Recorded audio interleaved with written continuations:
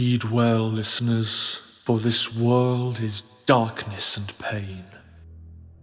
From the ice-capped mountains of Jotunheim to the untamed steppes in all their wild splendor. From shrouded Ophir, where dark creatures perform darker rites, to civilized lands like Argos and Zamar, where humans seek diversions, while their petty rulers wage endless war upon one another. The Stygian blackness of night encroaches from all sides, but some there are who stand against it. For revenge, for power, for bloodlust, or for principle.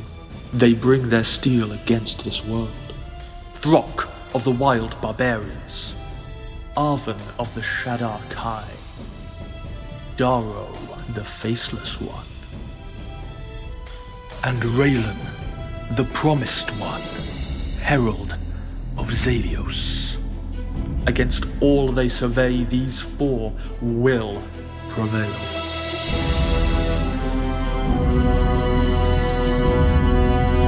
Or they will perish.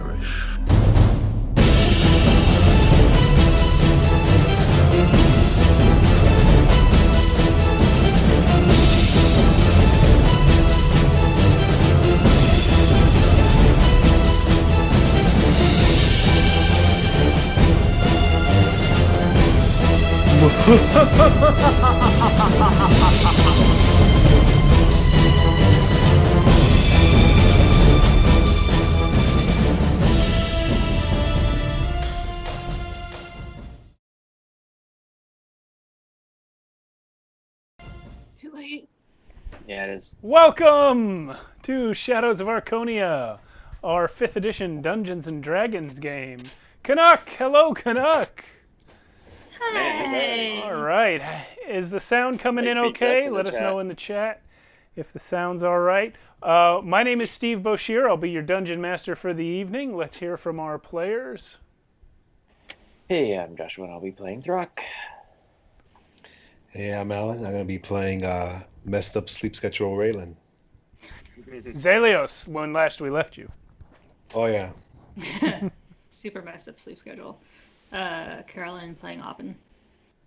Matt playing Daro. All right.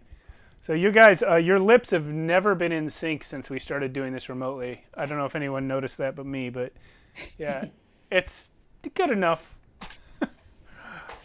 All right, thanks, Canuck. We do it on purpose, actually. We, intentionally... Just move our lips. Yeah.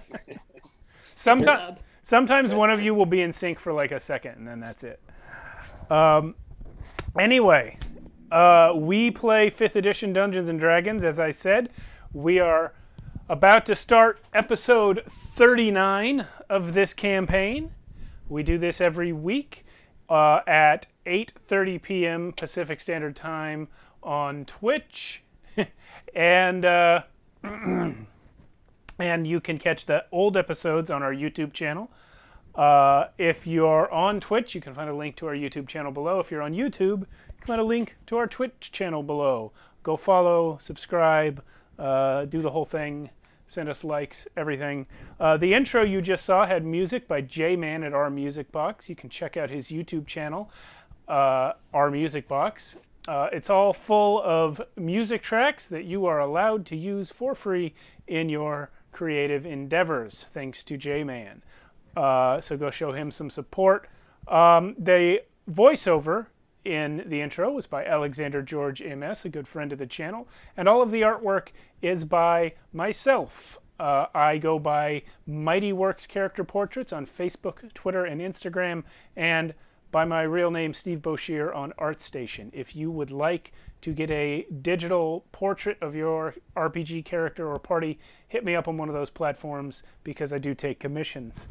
Let's see. If you've never watched the show before, we make heavy use in this game of a third-party 5th edition supplement called the Dark Arts Player's Companion.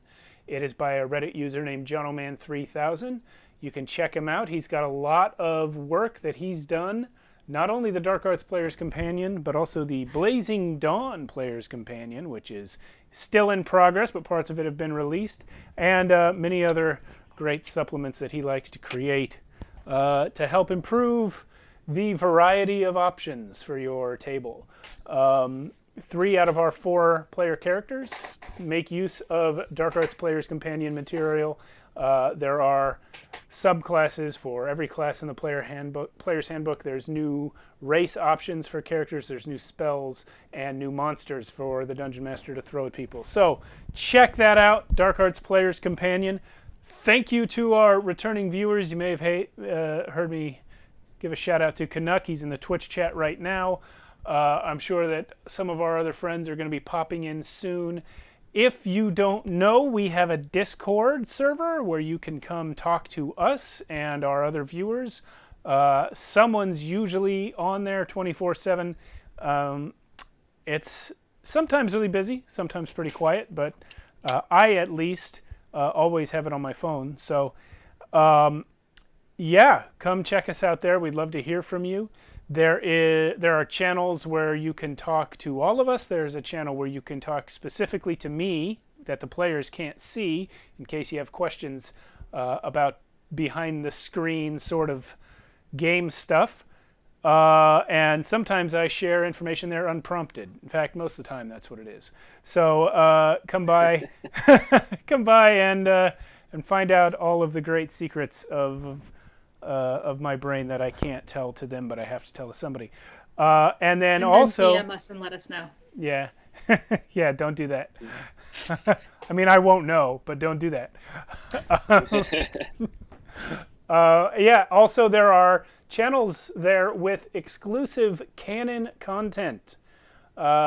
Most notably, Daro's Daring Deeds, which is the channel we used to use back when people could move around in real life, and Matt would sometimes have to miss games due to work. We would use the Daro's Daring Deeds channel to explain his character's absence. We would have little side quests in text form there. So it's like little bonus content if you join the Discord. There's also a channel where Raylan and Zalios have their ongoing internal arguments because Alan's characters are 2 people who share a body, in case you didn't watch the show before.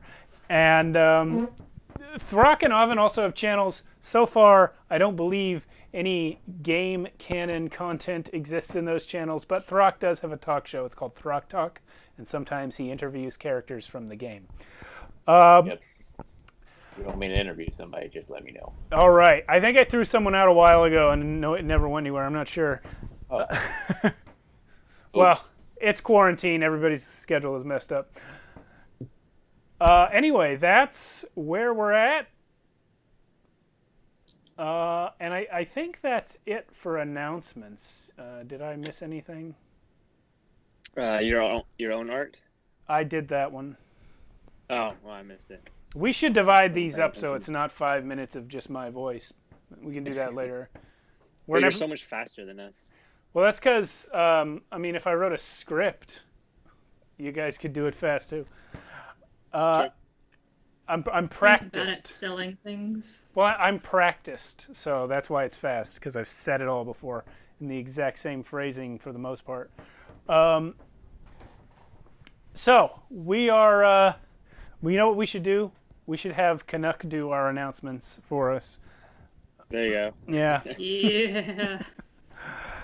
Anyway, when last we left our monstrosities, they had traveled all the way out of the nation of Argus, across the untamed steppes, through the nation of Lethia, and northward, where they pushed into the impassable mountains of Jotunheim. And just as we left off, the 4 of you were reaching what appeared to be some gigantic stone pillars with giant faces on them. And as you stared at these things, looking at the ice archway behind, this huge creature appeared before you. He is at least 3 times the height of Throck, covered in fur, extremely muscular, and he said, "What do you mean here?" So, now what's happening? You said that in response to one of us saying something, right? No. He said that in response to you being here. Oh. I'm gonna. How tall is he compared to like the T-Rex? Comparable. If you go by the T-Rex's head. If you go by the T-Rex's shoulders, this thing is taller. Okay. This is me, by the way, looking over there where the T-Rex is on the mantle. Trying to compare. Check it. Comparing. Right. What do you mean? What did we mean? He looks at you and says, "I don't know." Inside check. Inside check. Zaro's gonna step forward and ask, and what might your name be?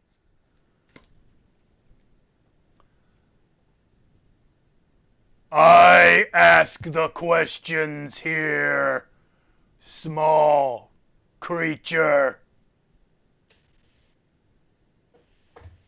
Okay. Well, that went well. So this is Jotunheim? Not a question? He slams his big stick on the ground and says, "What do you mean here?" Do you have I'm it, Oven? Yeah, I look back at Oven and The rock's carrying the bags. oh yeah. Then I look over at Throck. Huh? What? Yeah. What? Hi. The scroll, rock. Oh. The scroll from my bag. This one? Is that the right one? I think that's either that or a love letter to a soldier. I don't know. Yeah, Throck, you, after a little digging and some help from you managed to find the correct piece of paper. Nice. So what are you going to do with it? I'm going to go ahead and hand the paper over to the giant.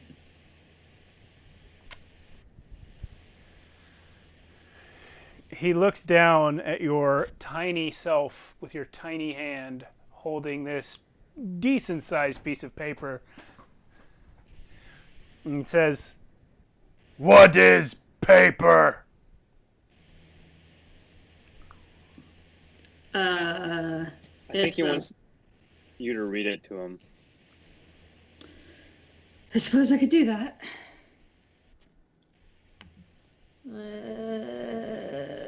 Let's see. Do you have it? I simply have written down prophecy. Okay. By the way, this, for our viewers, this prophecy was given to the players in episode 1, and it has its own channel in the Discord where it is permanently sitting. Yes. I shall read it to save time. I assume, Oven, you are reading this out loud? Yes. Okay. So it says, "From the 1,000 heavens to the infinite hells, calamity approaches all. We dwell in the dead of night, and from my place I see 3 futures. In the light of the fire, I see all that is or ever will be, burned to cinders, annihilated forever. In the black of the sky, I see the earth claimed by horror, a realm of chaos and madness until the end of time. By the light of the moon, I see the rays of the sun, lost in the night, but rising again to bring the morning. One of these dooms will come to pass. Mortals shall steer the heavens, and a mortal shall be the instrument. Beware the boy.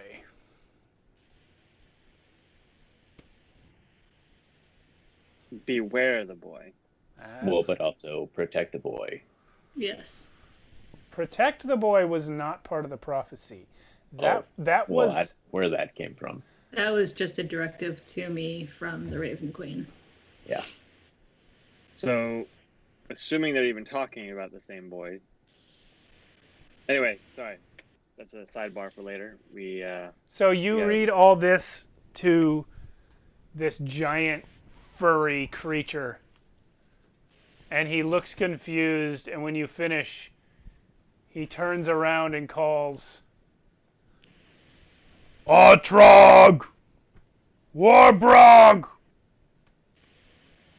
And you guys start to hear poundings and thumpings in the ground. After a moment, two more creatures appear, much smaller than the one who is here, but still huge compared to you. This one, and let's say he moves over a little, and this one. Now, the first creature that you saw, as I said, was very furry, covered in hair. And these two new ones are more like gigantic, fat people who just happen to be 16 feet tall. And the first one says, let's say that guy says, What you want, Hogbore? And the second one says,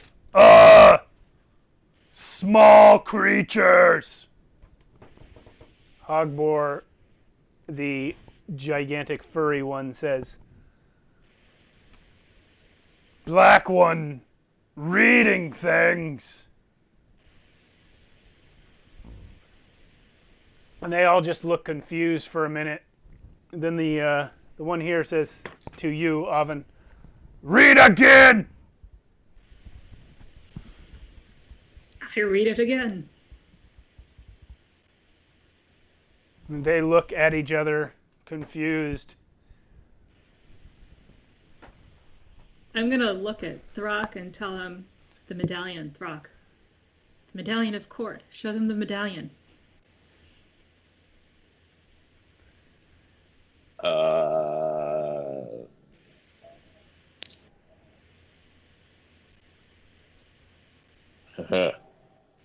When you hold that up, It's good, right? yeah, as I described last week when you did the same thing before the creature got here, it starts vibrating so loud now that your companions can actually hear it with their own ears. And like a cell phone on vibrate. yeah, but just hanging in the air. It's slightly more musical than that. But when Atrog and Warbrog see it, they become enraged. And they say, Give back medallion! And they start brandishing their clubs and look like they're going to come for you. I like our odds. Where you get? Give back! I got it from a giant. No giant give you that! Same giant who gave us this gave him that. What is paper? That's the Yeti again.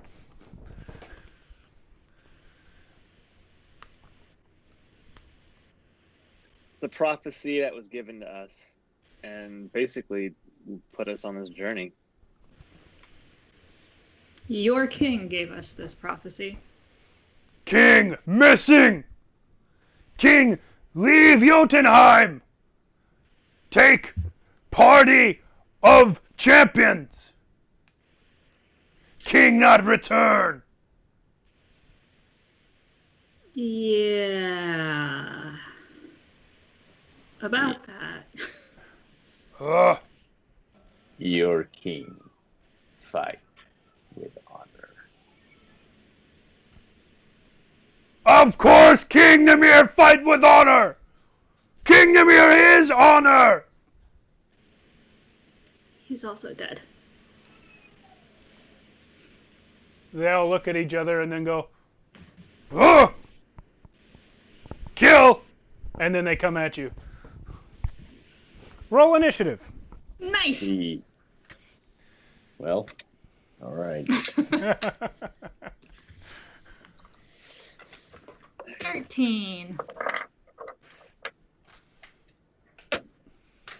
Ooh, that's a good one. Non-natural 20. Got this. 6. Heart's still not in it.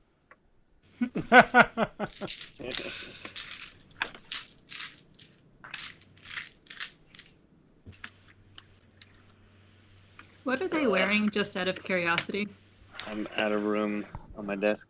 Okay, the two guys that look like big fat humans are wearing furs, and the big furry guy is wearing nothing. Damn it. Okay. Like, not even like a loincloth? No. He's as much ape as he is human-like.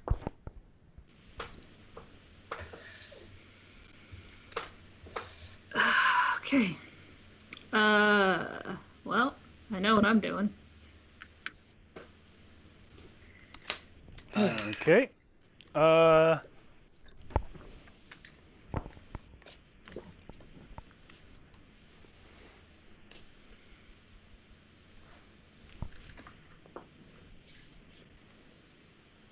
need to hide the chat just so I can see the minis.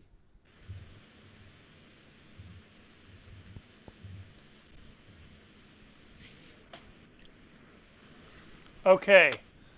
Let's have those initiatives. Doro. 20. Throck. 6. Zalios. Worst take ever. 11. Oven. 13. Okay.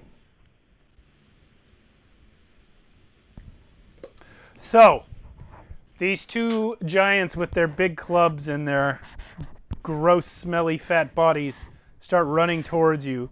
But before they even complete their first step, Doro, you see it coming. So what are you going to do? That's me on the right. Yeah, that's On the you. right.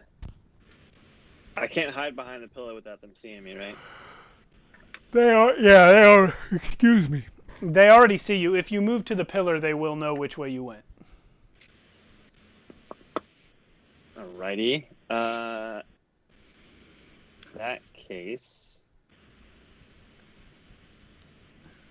I'm gonna just cast Dueling Shadows on the two little guys in the front. So each of them need to make a Dex save of 14. Two little guys, he says. Oh, I mean, we fought T-Rexes. They're little compared to the T-Rex. Sure. They both completely fail super bad.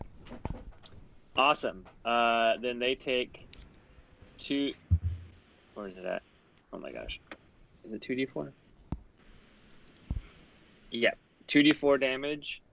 And if they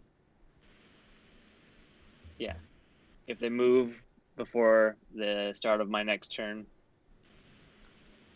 they take another 2d4. Roll the damage. Oh, great. I never use this one. Yeah. that's awesome. Dual 4s, so 8. Nice. They take the 8 damage. Isn't necrotic? Necrotic damage. They take the damage and do not notice.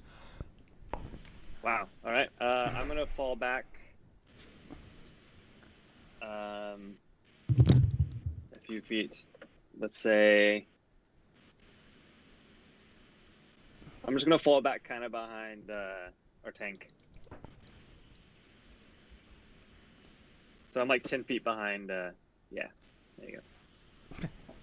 Yeah, that's actually the edge of the terrain piece, so you're kind of falling off.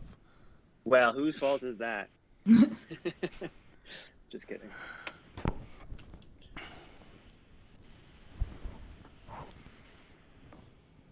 All right. Double checking. Yeah, it does necrotic damage. There you go. All right. Oven, you're next. Oven is going to step behind Throck and turn him into a T-Rex. Okay. He didn't even have a choice in the matter. You're two dicks.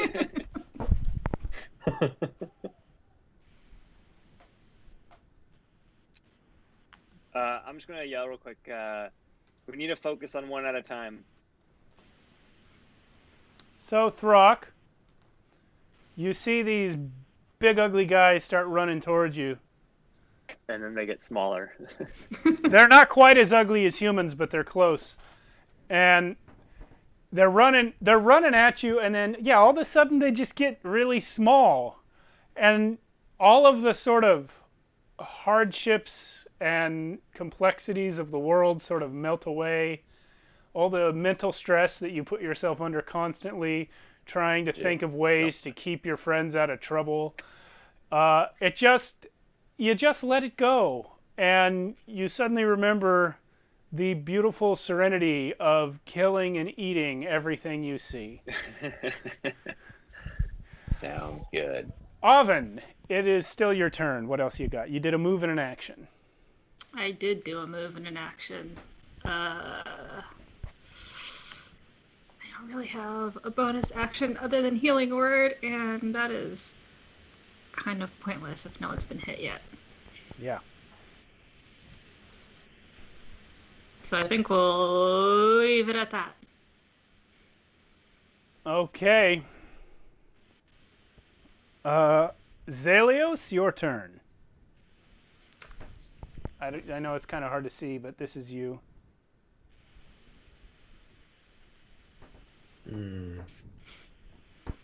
You're probably a good 25 feet from the closest giant.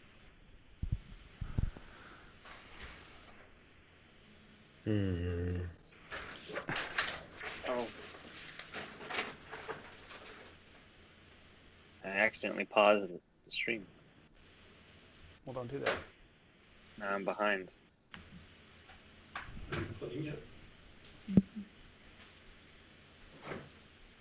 I'm gonna cast mirror image. Okay. Hold on. I got your guys here.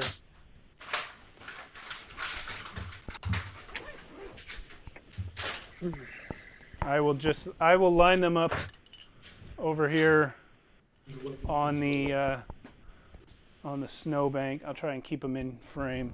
I'll just put them here.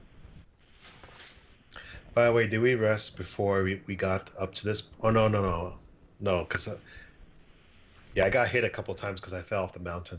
Yeah. Yeah. Okay. Okay, so you cast mirror image. Anything else? That's it. All right. Well, I do make room for Thurok, obviously. So maybe I go a couple steps to the right, just to get out of Thurok's way. All right. I forgot Oven also moved behind Throck, so you're kind of standing over here by yourself then. All right. Okay, so Throck, you're up. You guys all rolled higher than all the monsters. Wow. Wow. Hang on, putting it in Discord right now. I got it. Okay. Actually. Thank you. Uh-huh. All right.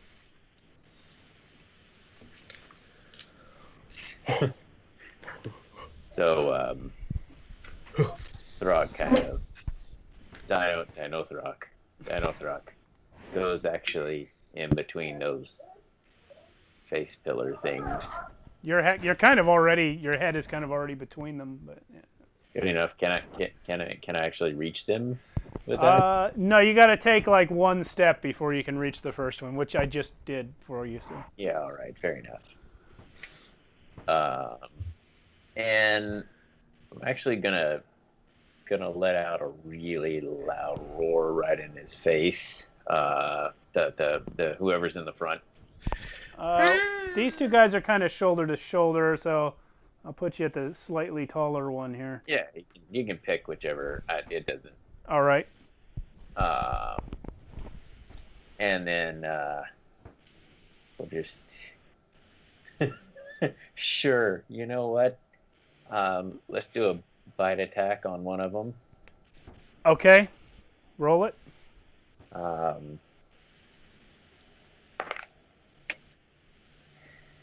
That is a lot. 23 to hit. That's a hit. Okay. And so that is. Do you want to just take the static, or you want me to roll it? You can roll it. I do that for monsters, but you are still a PC despite being a T-Rex. Okie dokie. Cool. I like that. 19, 23, 27 points of piercing damage. Okay. Yep. And then he, I don't know if he can scientifically get the tail around to hit somebody else, but yeah, I'll say if you use your movement to continue sure. a little bit. This is really hard. Yeah. Everybody's so big. Okay. Man, if not, I'll just who decided to send you guys to Giant Country? seriously. Episode 1.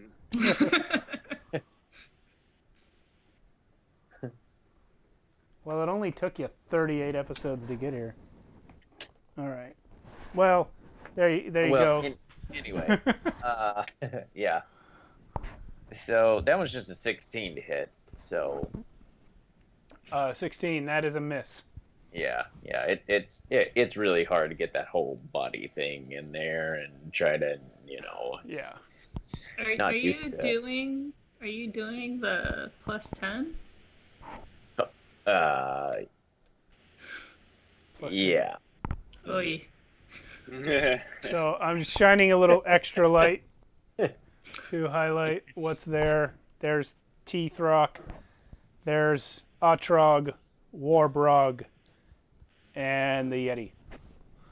So they're all three of them are still clumped up for the moment.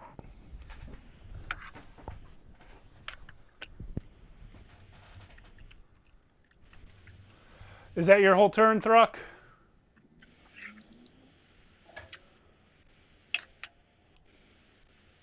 Yep, that's it. Okay.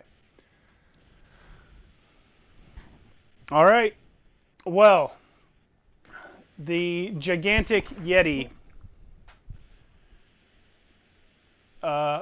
roars in extreme rage, and let's see. So do these look like the giants we've seen in the past? Okay, you have, well, Daro, you saw the one in the tower of Kalaramon.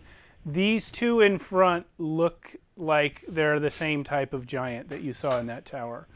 Okay. Oven and Throck, you guys saw many types of giants on the battlefield, and it did include this type. These were actually, you never saw a Yeti like this before, but the other two were actually the smallest type of giant that you saw in the battle. Sorry, quick mechanical question. Yeah. With my shifting, I can't become a giant, right? Correct. Okay. You have to become a creature that- of the same size category, medium, I think. Yeah. Okay. Okay, so what was I saying? It's the Yeti's turn. So this Yeti roars in fury and stares at Dinothrok with an incredibly chilling gaze. At which point Dinothrok must make a Constitution saving throw.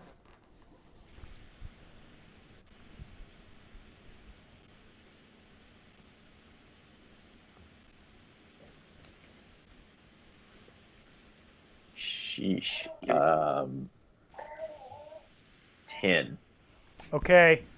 So, you, as your eyes point around to this Yeti as it roars, you meet its gaze, and your whole self suddenly feels freezing cold, as if the icy claw of winter itself had reached inside and squeezed your heart. You take 21 cold damage, and you are paralyzed for 1 minute. Oh. You will be able to repeat the saving throw at the end of each of your turns before that minute is up. I'm gonna start rolling for you. All right. This So, is ridiculous. real quick, Josh, I was know, that right? one of So those free bad. dice that you got, that you won? No. Oh, this okay. is, So that was its first attack, and now it's going to try and claw at you twice. It is actually tall enough to claw at you over Otrog without moving. And it does...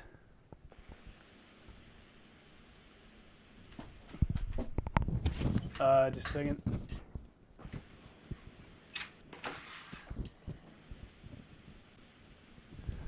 So the first attack goes for 18 to hit, oh, yeah.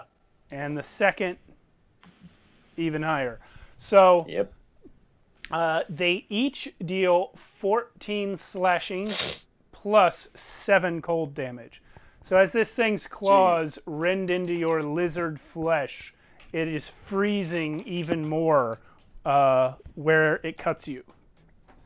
And those of you watching can see the T-Rex turning, not turning to ice, but like becoming frostbitten in front of your very eyes as this Yeti assaults it.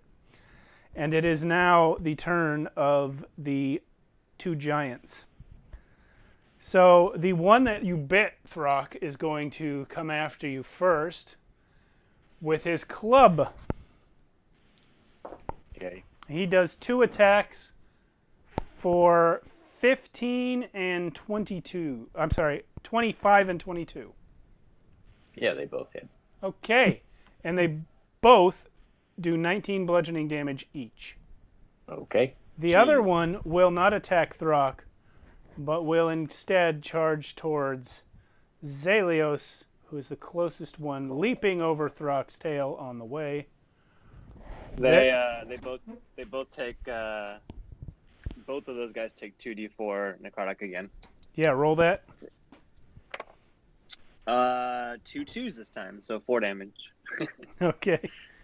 Again, they have not yet noticed that you cast a spell on them. Wow. So apparently necrotic doesn't do much. Oh, I didn't say they weren't getting hurt. Oh, they just have a lot of, okay. So Zalios, this guy's coming for you. He is also going to make 2 Great Club attacks. One of them is for 28 and the other is for 22.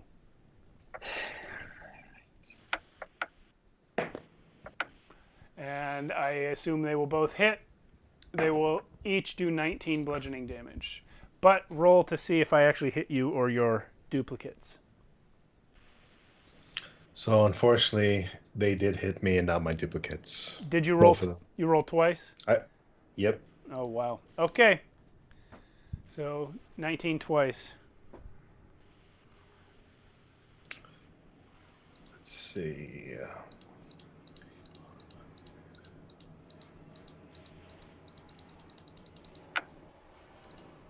You're probably about to drop, aren't you? I'm at 1 HP. See, that's just good math. Wow. Fortunately for you, they're out of turns. So it is Darrow again. Darrow, you are still kind of back here. All right. My initial plan is changing. I'm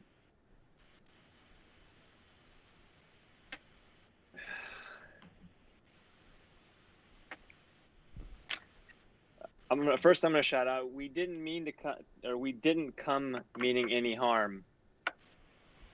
You shout that, but it is lost in the overwhelming noise of two giants and a yeti fighting a T-Rex. That's what I figured. So I'm gonna rush the guy that's closest to, or the guy that attacked Zelios, and give him my best shot with the rapier. All right. I get +2 for flanking, right? Yeah. Oh yeah. Oh no. Hopefully it's enough. Where's my doom? Oh yeah, and then +2, 21. Yeah, that's a hit. Great. I'm gonna add Divine Smite to it. Oh, cool. Also, sneak attack. And my sneak attack, yes. Shoot, I don't have enough dice for all this. So I have to roll a couple times. All right.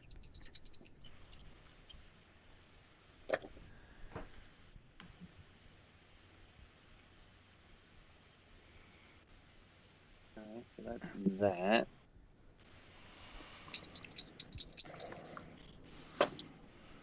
Oh, I didn't help that much. 20 plus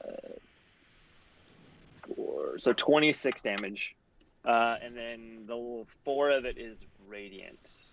Okay. I think, right? Divine Smite is radiant. Yeah, radiant damage. All right. That took a big chunk. He noticed that. Awesome. And I still have a bonus action, so I'm going to go ahead and just throw a dagger at him in my offhand for funsies. That's probably not going to hit.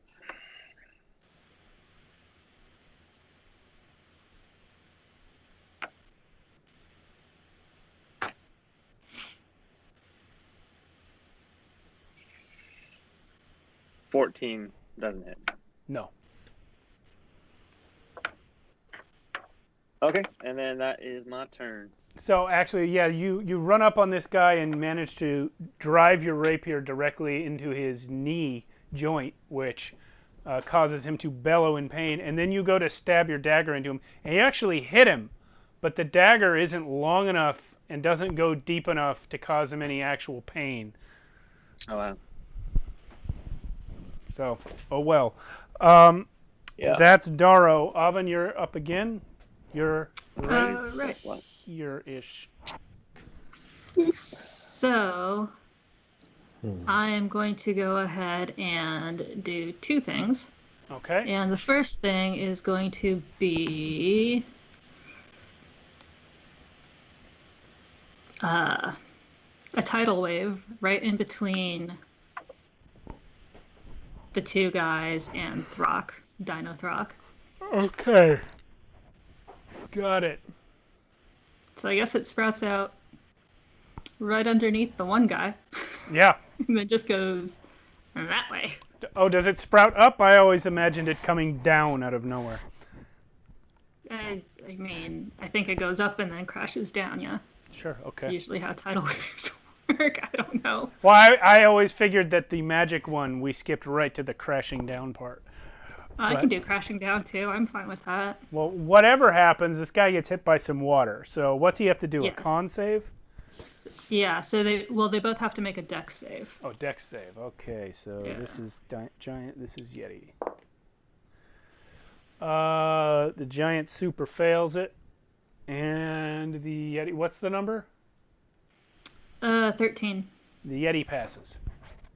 All right, cool. So the Yeti is going to take half of 23 and stay standing. And the giant takes the full 23 and is now prone.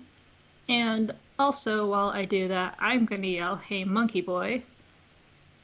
And you get 9.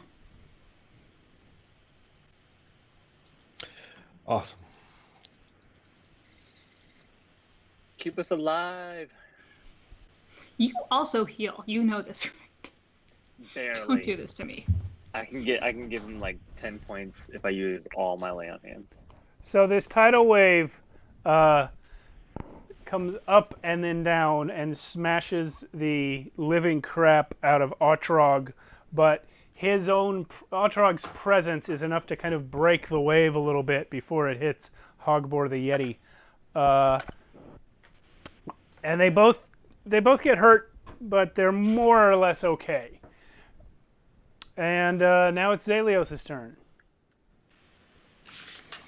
Hit him with some lightning, son. All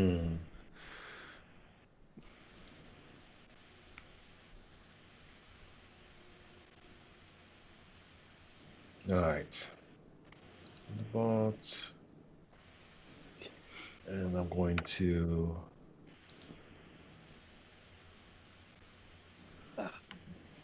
Plus my healing's an action, so I can't do damage. 1, 2, 3.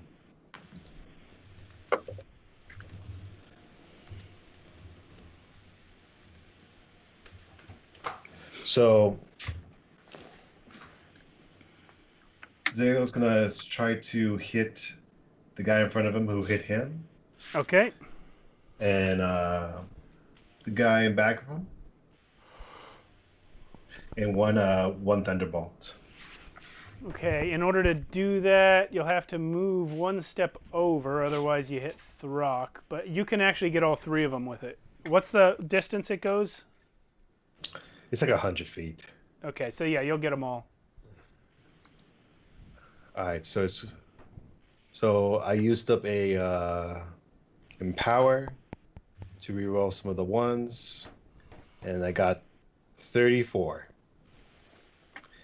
And they have to succeed 34. 34 is the damage. Okay. So it's a dex save, is that correct? Yes. Okay, the Yeti passes. The giant in front of you fails. The other giant passes with a 19. So you said 34, and the ones who pass take half of it, right? Yeah. Okay. So the guy right in front of you passes.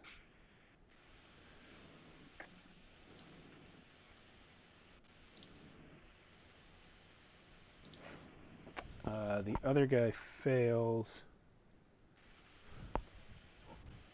Lying on the ground covered in water, he gets electrocuted. And Hogbor fails. No, the Hogbor passed. Okay. All right. So, Zalios conjures this lightning bolt and blasts straight through the body of this giant right in front of him, who just kind of soaks up the damage. And then the guy on the ground, Throck, as you feel the heat of this lightning bolt sear the air right behind your tail, the guy on the ground gets struck, and the as yet unfrozen water drenching his body worsens the damage to him, and then it again gets just sort of soaked up by the Yeti, who does get hit but does not seem bothered. Anything else, Zalios? No, that's it. Okay. Throck, your turn. You may repeat your saving throw. Yep.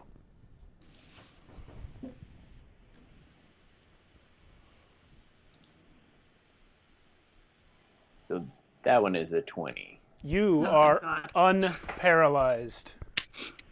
But that's the end of your turn. But that's it. Yeah. Well, thanks for not failing 2 con saves in a row. Yeah. Yeah. An Yeah, Ur-Man polymorphed into a T-Rex who fails con saves. That's awesome. Just Yeah. ridiculous. All right. So now it's the Yeti's turn.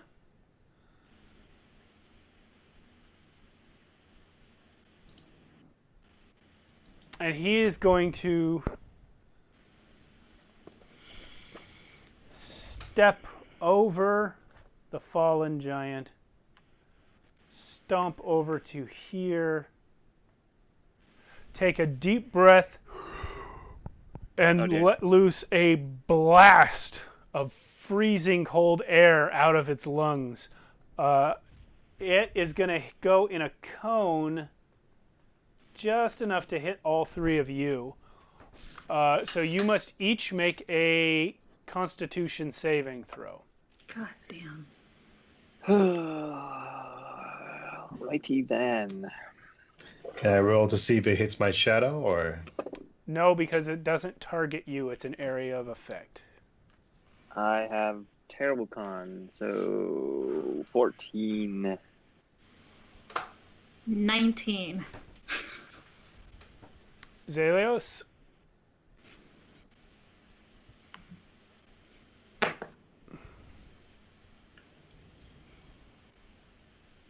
$19 also. Okay. Nice. Daro, you take 45 cold damage. Jesus. Avin and Zelios each take half of that. Does Uncanny Dodge work on that? I don't recall. You'll have to read the... Yeah. So what's half of 40? 22. Call it 22. Put Zalios on the floor. Bam. It says when an attacker hits you with an attack, so that means it has to be an attack, right? Not a spell? Or does this count? Probably, yeah, but let me double check it myself. Where is it? Uncanny Dodge. It's very vague. When an attacker that you can see hits you with an attack with a lowercase a, and it does not say attack action.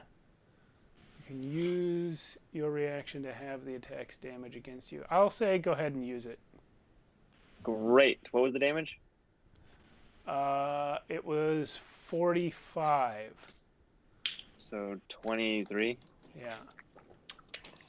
Oops. I mean, every little bit helps right now, right? Yeah. Ouch. Wait, he didn't get an opportunity attack when he left the T-Rex? Yeah. He could Yeah, have. Since he's not paralyzed anymore, yeah. Yeah, go ahead. Yeah. Sorry, I sense this is going to be one of those battles where every single roll matters, so I'm... Yeah. 23 to hit. You got him?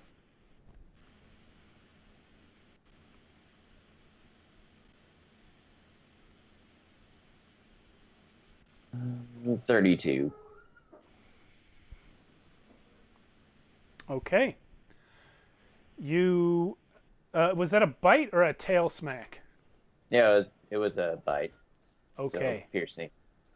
All right. Yeah, you got him pretty good.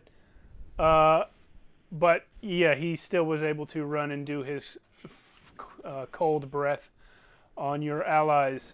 Zelios, unfortunately, is unconscious. And I believe that means that your mirror image is dropped now, because that's concentration, right? Let me see. I think it is concentration, but I could be wrong. It actually is not concentration. It is still up. Okay. So even unconscious, you still have 3 illusory duplicates of yourself. All right. So that's the Yeti's turn. This hill giant will stand up and attack Dino Thruck. He's going to take 2 Great Club attacks, and they are both crits. 1 a crit fail, 1 a crit success. Okay. So, I will say that the crit fail mitigates the crit success to a regular hit. And you will take... Where are you? 19 bludgeoning.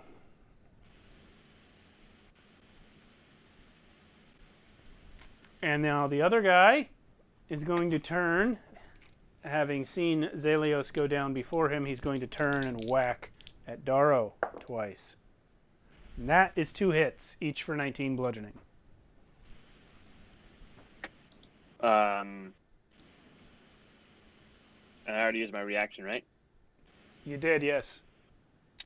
Cool, I'm down. Jeez, guys, what's with you? What's with you and all these one-hit kills? Yeah. Giant. These are only Right. hill giants, man. I mean, and a giant 20, and an abominable yeti, but still. 38, yeah, so, yeah, I'm down. Okay. The hill giant's turn is over. It is now Oven's turn again. Here are your antlers. Wait, where are my antlers? Oh, there. Yeah.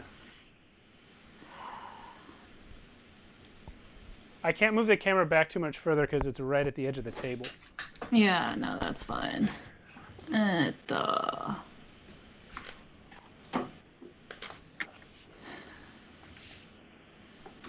it been closer, I would run up Throck's tail, but I feel like that would get me a couple of opportunity attacks, wouldn't it? No, you could go directly between these two without getting adjacent to either of them and reach Throck. Great, let's do that. Okay, with 30 feet, you just about get to there, I think. Part way Cool. up the Throck. So I'm gonna do that. Okay. That's funny. So Oven runs up, leaps onto Throck's tail, which is swishing about violently, I'm sure, but she manages to do it anyway. Yep. Then what we will do is... Oh god, who do I get first? My turn already passed, so. So Zelios it is. I'm going to yell, "Hey, monkey bully," again. You should have waited the first time. Yeah, well, I don't think that would have mattered. And you get 12. It would have saved Thank you a you. spell slot. It would have, but...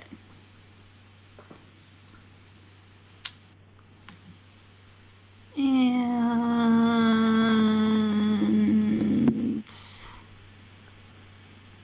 I think what I will do is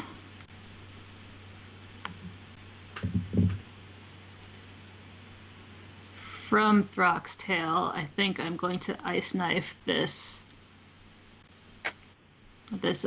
hill giant that's just kind of like hanging out down there.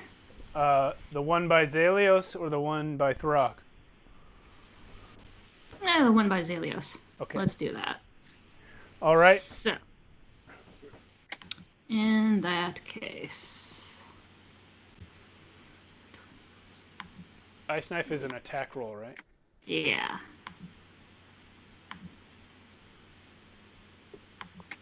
$20 to hit. It's a hit. Cool.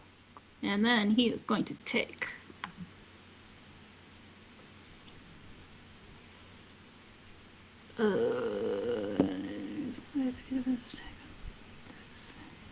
okay. So you're going to take 1d10. So 6 damage. And then he needs to also make a dex saving throw. Fail. What's that? Okay. It should be in the. And he gets in the laundry bag. 8 cold damage.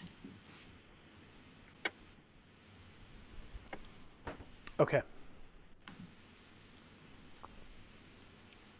He does not like it. Well, too bad.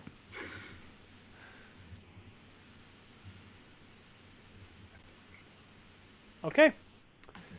Good turn. Zelios, now you get a turn. So, the 3 guys. There's three guys, right? Correct. Yep. 2 hill giants and an abominable yeti. Which one looks the most like hurt? The hill giant that is farther from you and fighting Throck is the hurt one.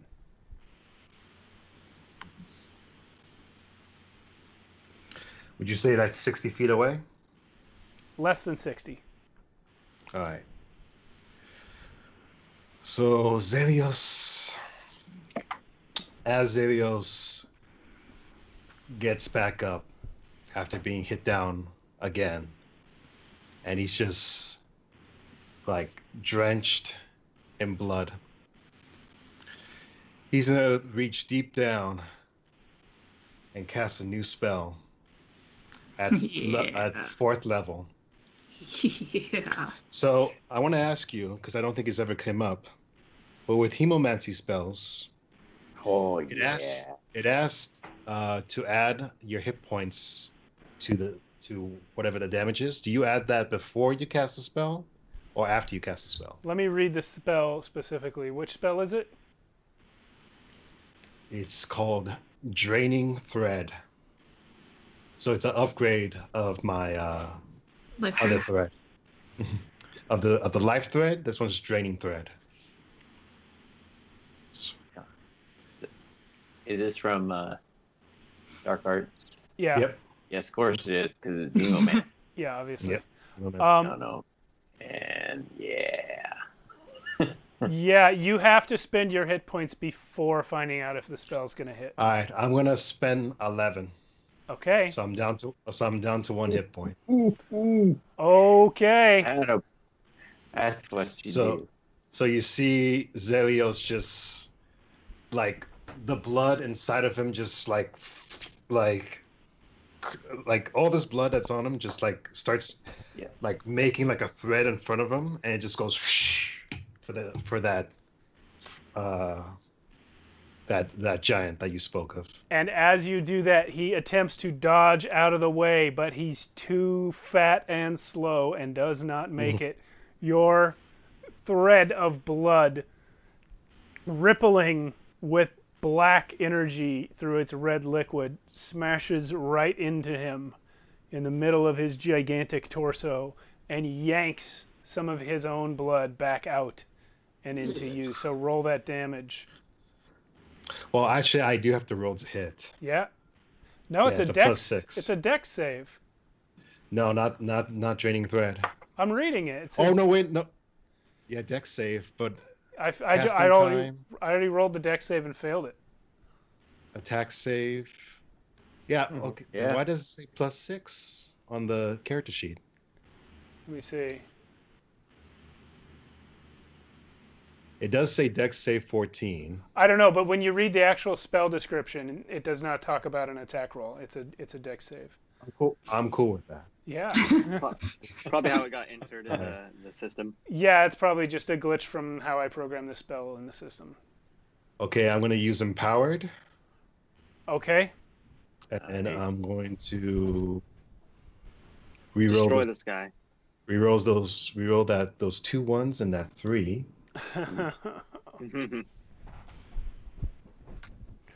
Oh, this is a good spell. I got it. So I did 44 damage. Oh, plus 11 nice. damage. Okay. 55 damage. 55. So 55 damage. Don't the Yeti. 55 damage. Okay. Well, your hit point cost is refunded. You get your 11 back. Yes. Because you have yanked the entire life out of this being, Whoa. who falls to the ground with an earth-shaking thud Sheesh. and is no more. Wait. Uh-huh. I'm Yeah. gonna take my reaction. Who's gonna Right. get your heals? It is going to be Darrow. Bam! Yeah. How much? Give me a second. Man, can you imagine if I had full HP before doing that?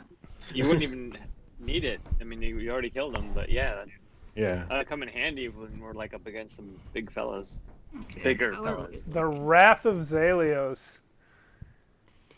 And I love hemomancy. When you get a chance, can you read that spell out? Cause Yeah. Yeah. As soon as the heals are done. Okay, give me a second. Fancy. D8. 2. That's the first one I've done successfully in the game. Almost 40 episodes. No, that's not Yeah. true. You used to have one where you would open a wound on your hand and touch someone. Which one was Yeah, that? That's but I Vampiric don't think it touch. hit.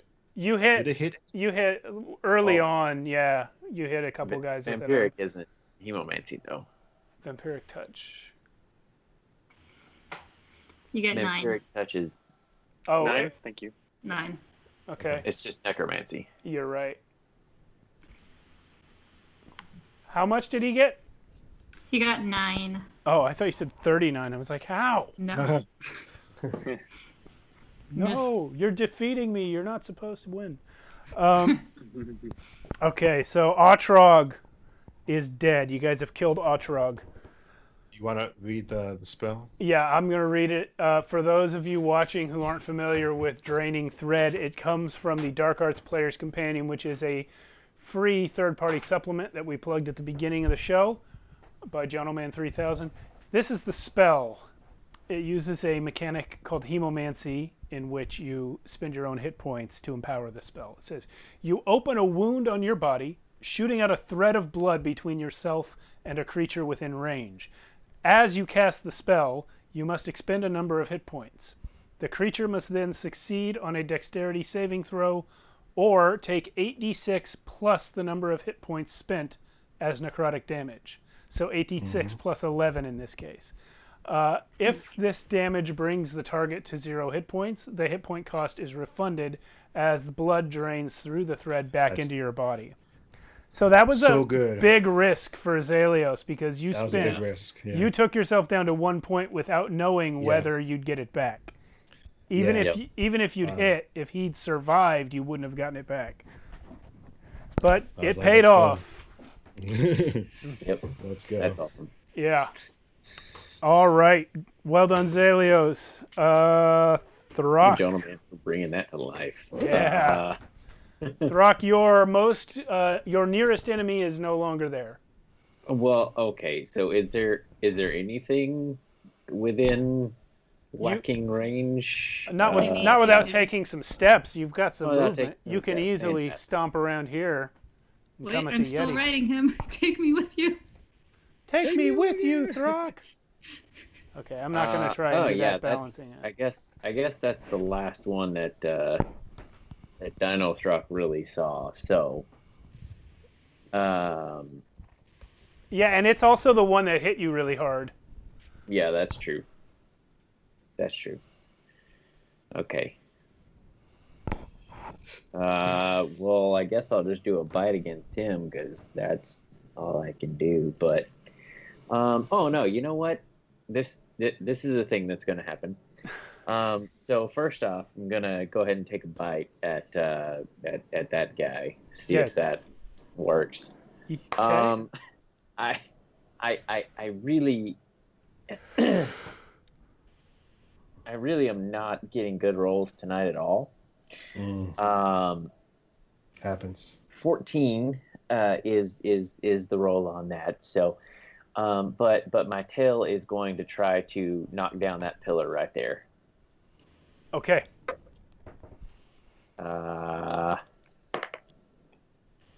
But even my tail's not into it. That's a 15. I'm rolling I for hit, you. but- This is ridiculous. The pillar, Oh, right? the pillar's an inanimate object. Just roll damage.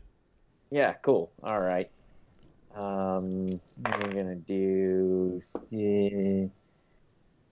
13, 14 plus 21 bludgeoning damage to it. Cool. Nothing happens. Yeah, I didn't think so. All right. All right. That's all Throck's got. Dino Throck. Dino Throck indeed. The Yeti will now turn to Dino Throck, who has just tried to bite him.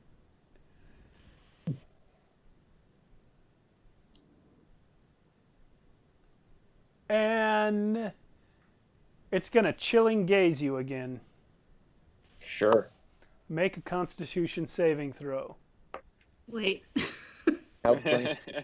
Should we roll for you? Oh no, wait. I missed part of it.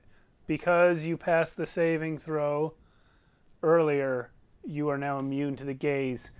So he is going to gaze Oven instead. So Oven, make a Constitution saving throw. Hang on. He's going to turn to attack the dinosaur and see the tiny human-looking person on its back and just stare at you with its chilling gaze.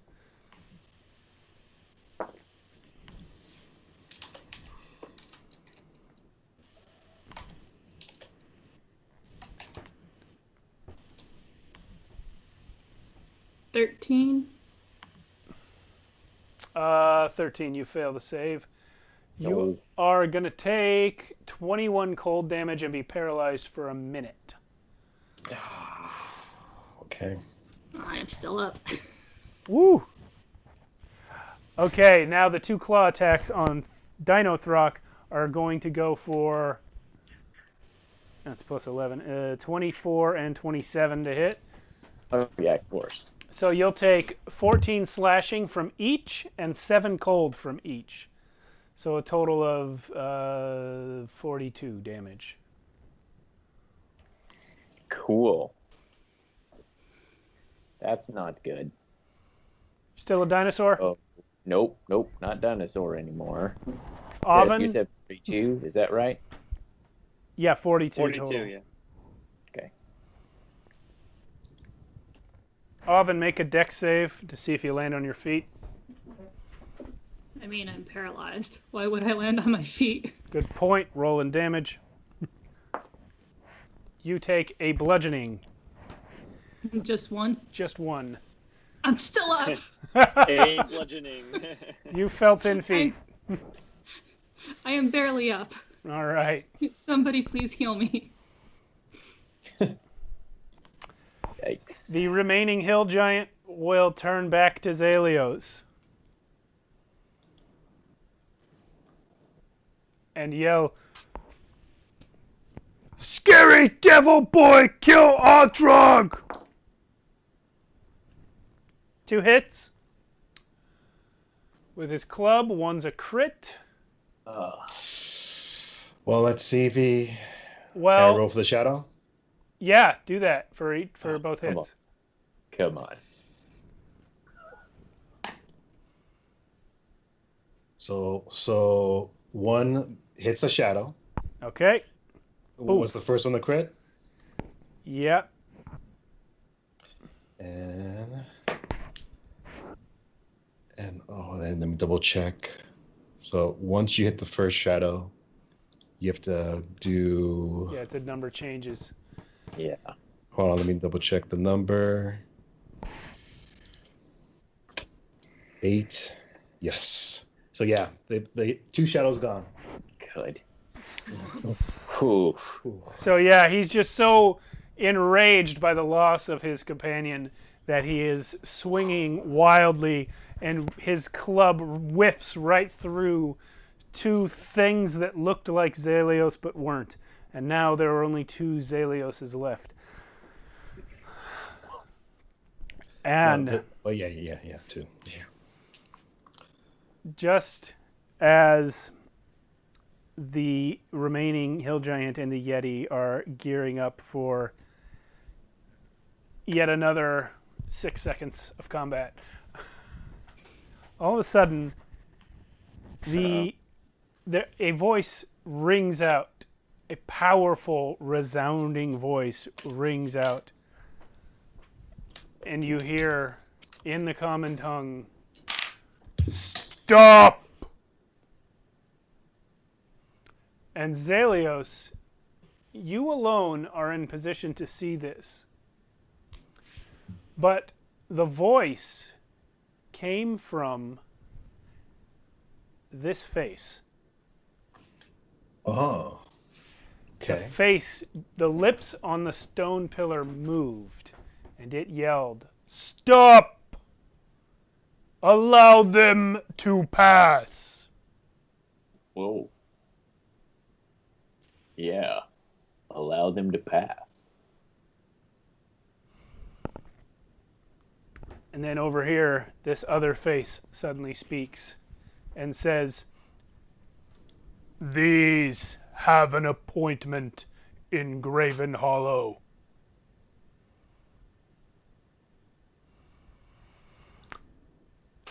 And What he said. the hill giant, the Yeti turns and faces the pillars. The hill giant shows no sign of listening. He still wants to fight. So Daro, it's your turn. That's you. I'm going to stand up. I'm gonna assume you did like a ninja kick up. Yeah, after like I wasn't gonna until I heard the voices and then saw the guy that's not stopping. Options.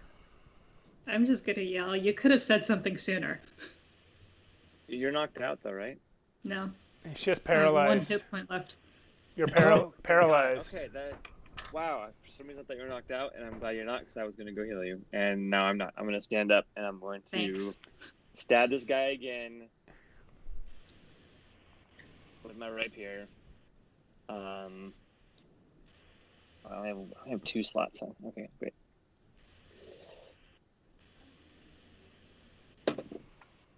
Okay. It's going to be 23 to hit. That's a hit. Sick. And I'm going to add another Divine Smite to that. Yeah, and I assume sneak attack as well. Yep. Oh, that's a good roll. Nice. Well, mostly, but yeah. 3 out of 4 dice. And then I still have to do the Divine Smite roll. All right, so...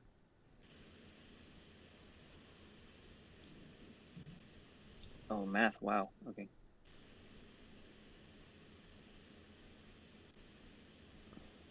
Okay, 2 plus...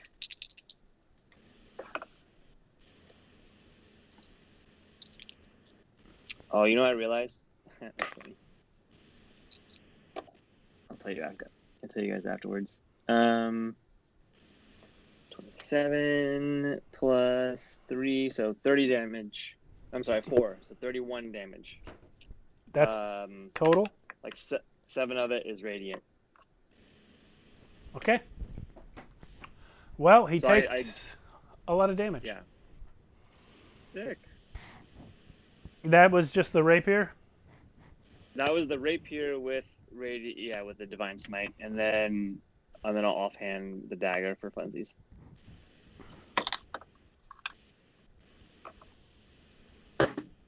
Oh, crit.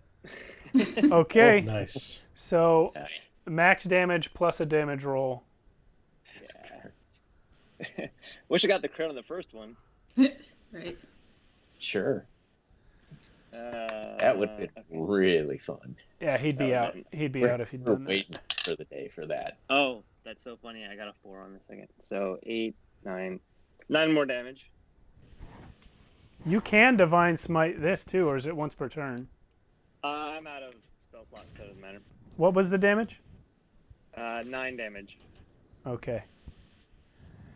So he's pretty hurt at this point. So I just go in after getting up with both weapons and just... Put me in, coach. I'm ready to play. My first Divine Smite I did earlier, I did 2d6 instead of 2d8, but... Oven, your turn. Roll a con save.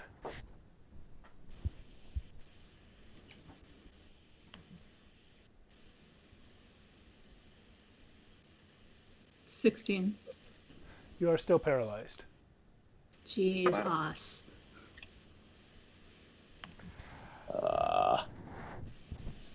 Guess someone's gonna have to carry me. Zelios. For a minute. Wouldn't be a first time. Okay. Oven's healed you twice in this battle. Oh, I know.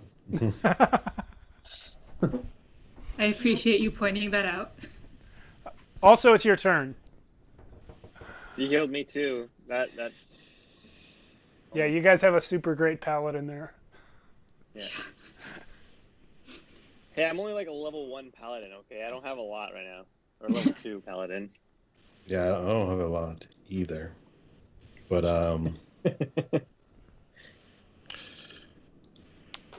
I guess Throck's gonna have to do the healing too. Absolutely. Wake up! At least I got. At least I got to ride the Lose one T-Rex for death. a bit. That's right. So I'm going to use my healing hands on Oven. You have to touch her to do that? Because I don't think you can get there. I can't? No, she's more than 30 feet. She's at least 40, maybe 45 feet. And you're 40 engaged feet. with somebody. Yeah. Yeah. If you want me to double check, I'll get the stick, but it's definitely longer than the stick. I mean, really, just blast the dude. I'm fine with. She's As not. long as she's not Yeah. KO'd, She has a hit point and she's not being attacked right now. Okay, so but the problem is that these dudes don't really get hurt from lightning damage. No, they took the damage. They just, two of them passed the save. Oh, yeah? Yeah.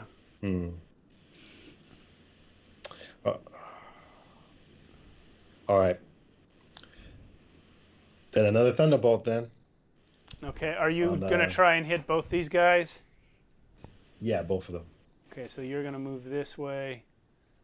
Staying engaged with Warbrog. Whatever I named this dude. Oh, there's a bush right there, and it's glued to the terrain, and I can't get you to stand on it. But I'll move you back a little. There you go. But really, you're right here. Okay, so what's the damage? This one's not as strong as the last one, but it's still...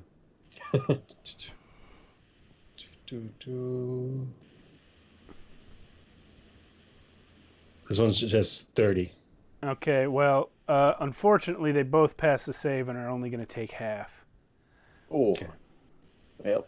However, Warbrog is barely up. He is teetering on his feet. Hogbor the Yeti is in better shape than that, but is still a lot more hurt than he was when you met him. Okay. Throck!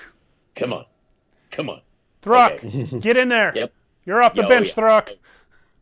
How far away is the one in front of Chaos there? Oh, him, he's 40. Yeah, he's at least 40 from you. Done. 40. Go for him. Go for him. Go for him. Okay. Yeah.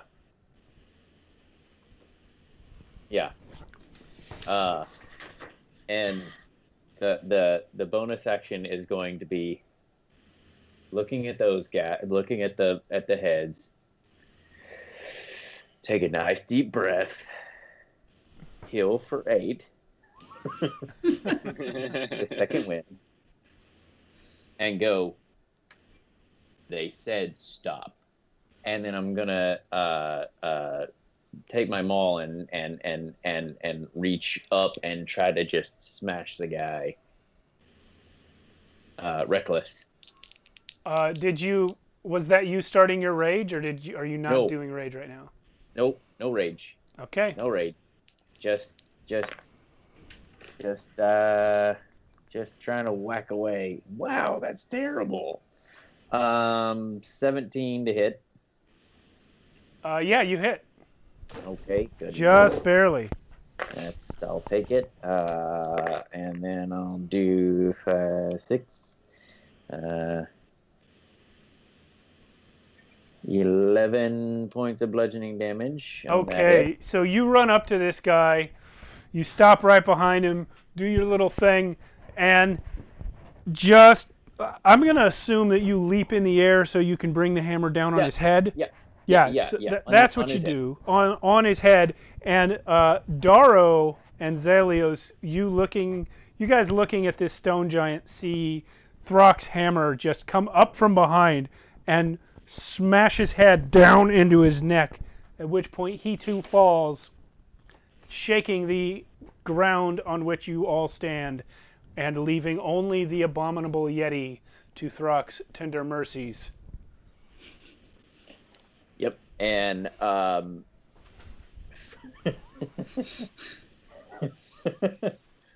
okay. So that was without rage, guys. Yeah. For my, you know what? I'm gonna take an action surge and use it to dash up to the Yeti. You still have your second attack. That's correct. And Okay. I'm gonna rear back, and I'm gonna swing it at him, and the maul is gonna land in the ground at his feet. They said stop. So when you do that, the Yeti. Oh, by the way, wait, hang on.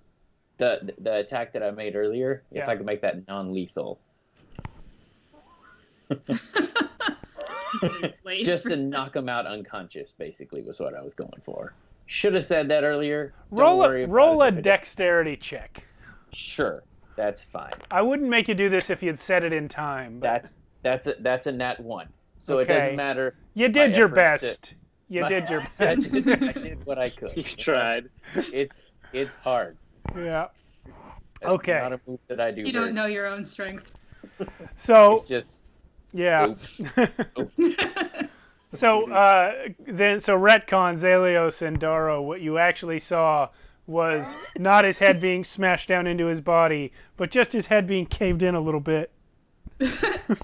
Yeah.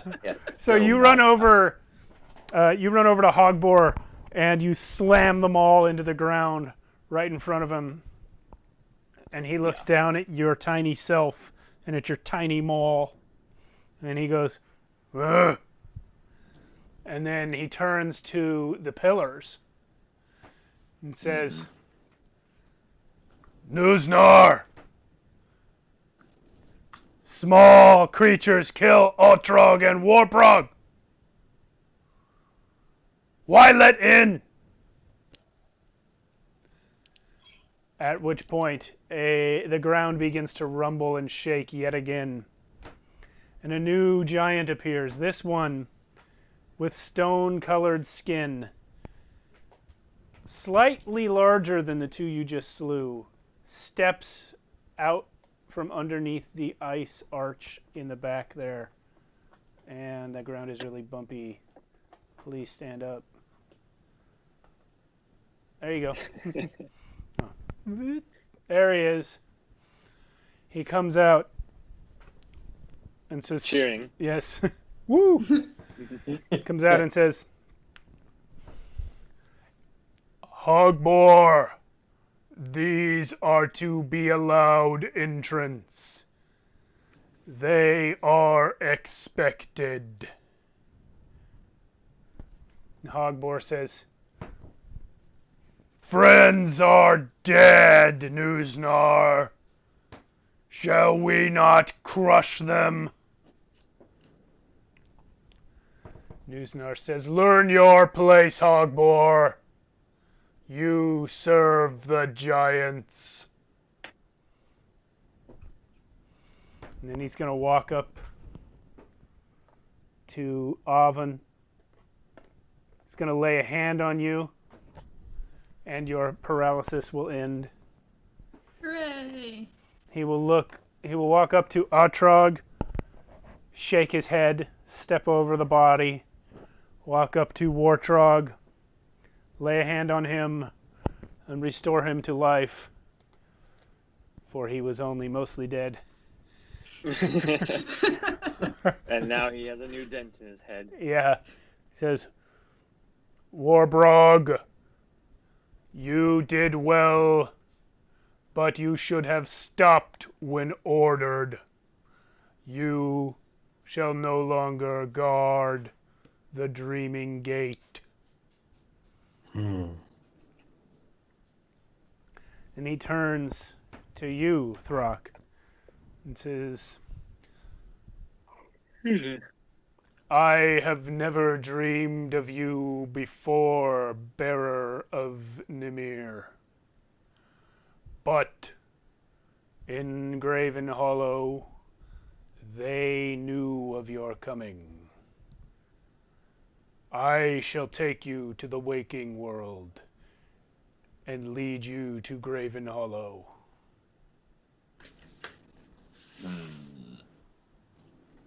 Ooh, ha, ha.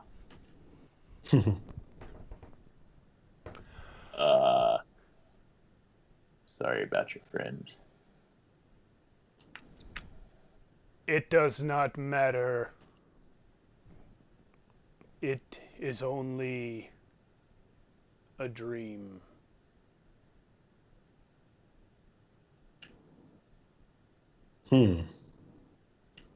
Wait, what?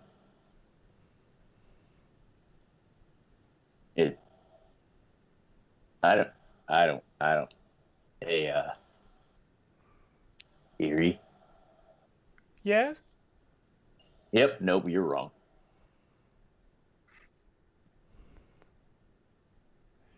But okay, whatever. It is all right, tiny Yeti. Many things do not make sense beneath the dreaming sky. Come, let us awaken.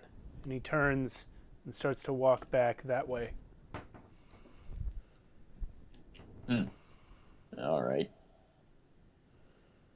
You guys gonna follow him? Oh, guy. Yeah. All right. I'm gonna hesitate a second, but then follow. I'm gonna keep my sword in my hand now. All right. As you guys leave, Daro, you look back.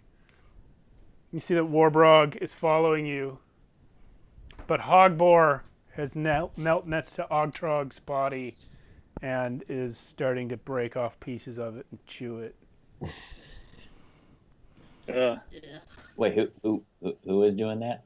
The Yeti. I'm like The Yeti yeah. is eating the Squirmish fallen assassin. giant. Also, if I may. Okay. I don't get sick from it. If you may what? I would like to turn into a wolf. Cool, do that. You're a wolf. Yay, Wolfie. Nice. Wolfie. All right, so we're going to take our break there, and when we come back, you guys shall awaken. Thank God, because I have to pee. All right, everybody, we're going to our break. It'll be about 10 minutes. It's 10:07 where we are, so 10:17. We'll be back, roughly. Thanks for watching, and please stick around for the second half. And we're back! Right in the middle of everybody making weird sounds, we're back. It's a murloc. It's a a murloc. murloc noise. Definitely a murloc. Uh-huh, whatever that is. That's exactly what I thought. World of Warcraft. Yeah, Carolynn's told me before. I never played that one. We that was Strange. some of the first enemies that we fought in Evening Group. Okay, yeah.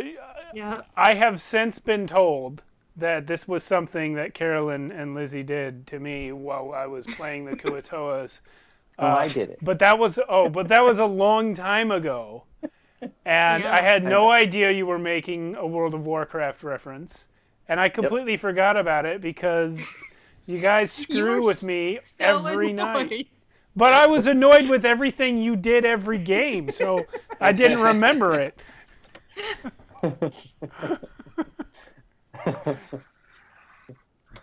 Oops. That's not like unique in any way to be hassled by you guys.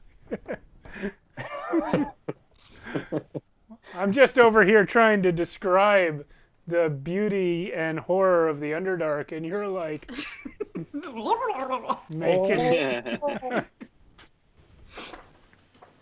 I think at one point I actually played a YouTube video just of Murloc sounds. You did. I would not doubt it.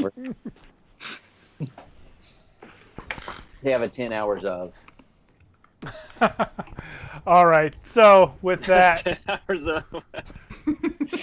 Oh god, that would be terrible.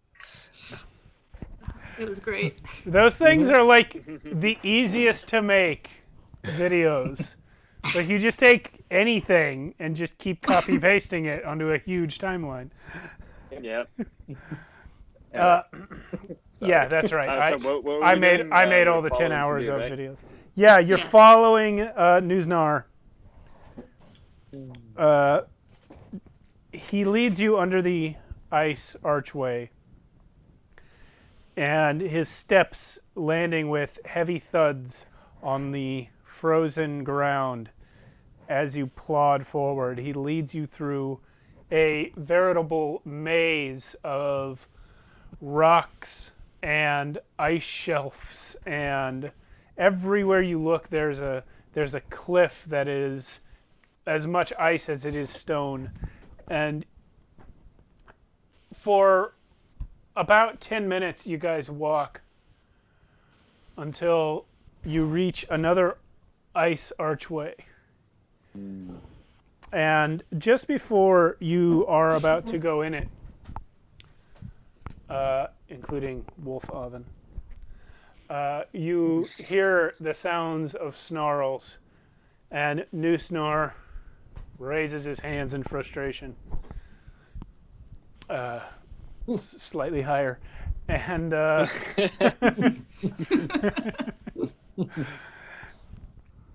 and turns to you guys and says, "I am sorry, little dreams. Sometimes the cats do not want me to wake up." And at which point, these two gigantic beasts appear on the edges of the ice shelves surrounding you guys.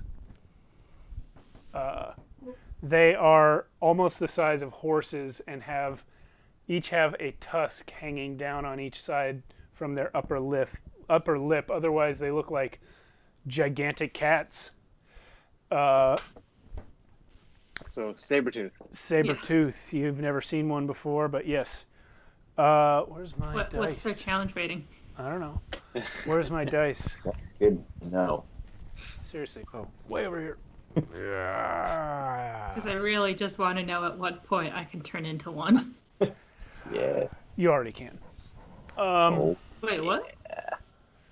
Oh no, you can't. Never mind. What's your maximum? I think it is. Let me look. Max is, what am I, 4th? CR1 half. You're level 7. Yeah, but a 4th level spell. Well, I mean, the next one up is 8. Oh, you're looking at polymorph. No, I'm looking at wild shape. Let me. I can. So yeah, what? 2, 4, and 8 2, 4, and 8. are the levels where they go up. Oh, I see. That's what you meant by 4. Yeah. Okay. Well, no, you can't turn into one unless you polymorph, which you can do. Well, not right now. Not at this moment. So these things come rushing towards you guys, and really they're not attacking you. They're going right for Newsnar. And as they leap, you see him just hold up one arm for the one from his left to just chomp into it. And then the one on his right, he just kind of backhands and sends it flying. It smashes into this ice wall. Whoops. Just like that. Just like that.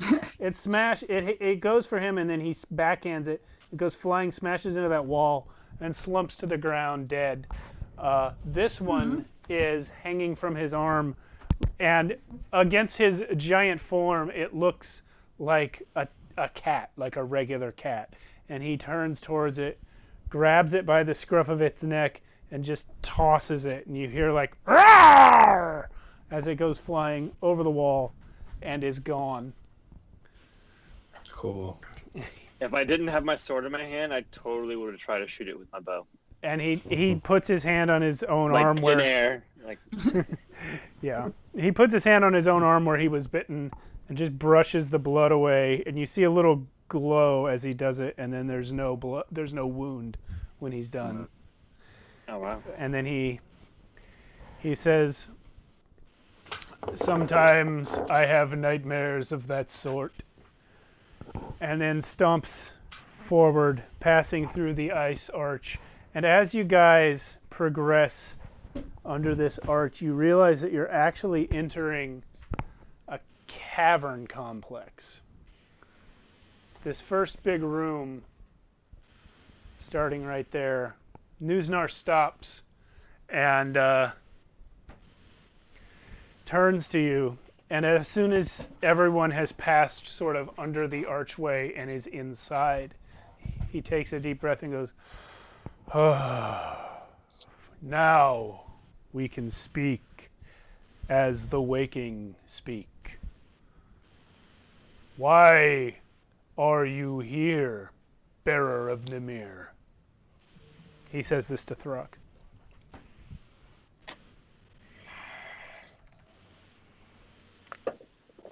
Jotunheim. Jotunheim is where you are. Yeah. The giant with honor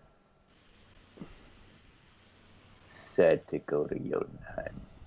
All giants have honor compared to your small races. Well, the one who gave me this. Holds up the medallion of cord. The one who gave you that could only have been Nimir, king of giant kind and last of the storm giants. He has ruled us for centuries untold, and left here with a contingent of warriors representing all of giant kind to bring a message of doom to the outside world. For eons he had not left Jotunheim, for we guard the histories of the world. And yet, on his first visit to your lands, he was taken, never to return. Now you tell me he is dead, and I should believe you? Well,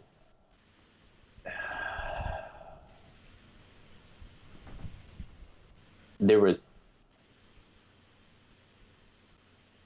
something that wasn't right, and then it was right, and then we talked, and yeah, I killed them all.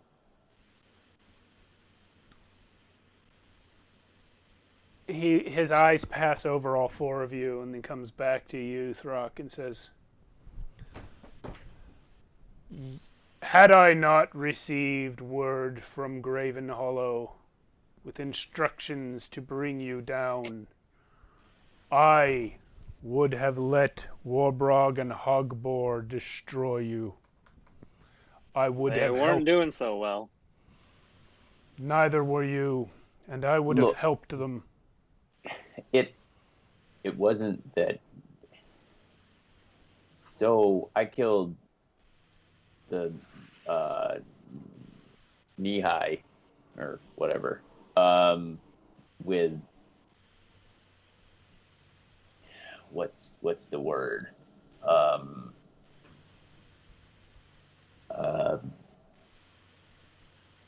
But it's mercy blow. Like it was, you know, one of those times where you've been injured and you're like, I'm not gonna make it. Put me out of my misery. Let me die with honor. And I was like, yeah, okay, that sounds good. Whack. You know, it was one of those kind of things. It wasn't. He turns and looks at Daro and Zelios, not so much Oven, who's currently a dog. Says, says, Wow. does the bearer of Nimir speak for your group? He's not very good at it. Do we have who has the paper? Does Oven still have it? Yeah, it's part of her wolf body at the moment. Yeah, I guess she would still have it, huh? Yeah, she never gave it to anyone. Zeo We don't says we have, exactly have a leader. We have the paper. What paper? Zelios points towards Oven. Yeah, give him the paper. She literally cannot.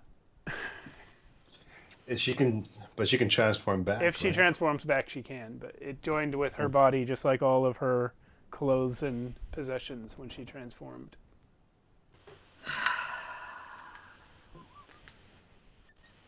Big long dog sigh. One of these days, we're gonna have the count of how many times that Raylan, Zelios, whatever, said, "Just change out of your form." Yeah. This is at least like 3 that I can think of. I mean, I do it all the time too, so it's like a relatable thing.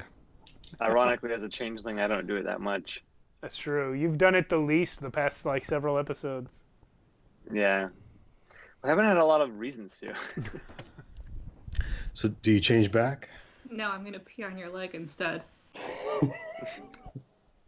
Roll a dexterity warm. save. Zelios, roll a dexterity save to see if she successfully pees on your leg. 16 on the die.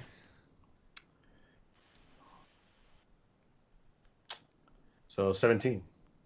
You missed. It's like Zeo says, "Are you really gonna be like this now? We nearly got killed out there. Do you want him to kill us too?" I will not kill you, devil boy. For some reason, the librarians seek your audience.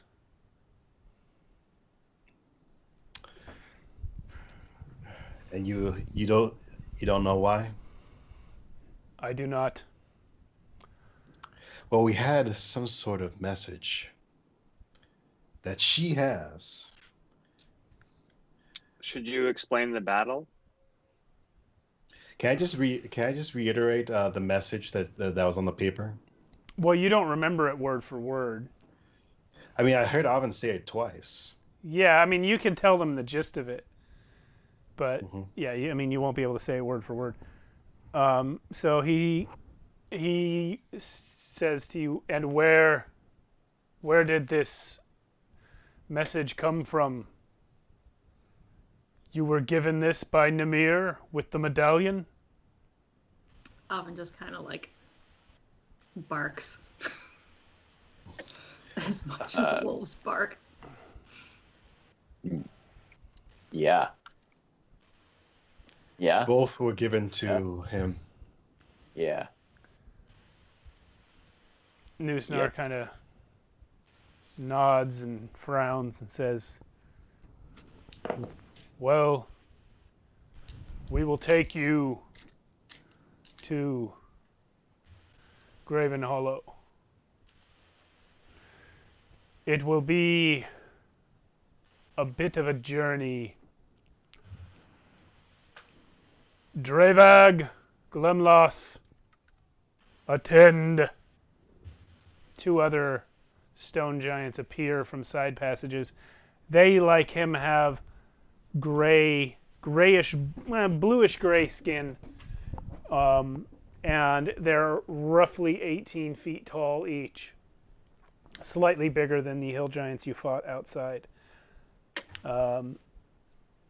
And he says, "You will accompany us. I must take our guests to Graven Hollow." And you can all tell, like, they're not even remotely hiding it, that none of them like having you here or leading you anywhere, but they've been told that they have to.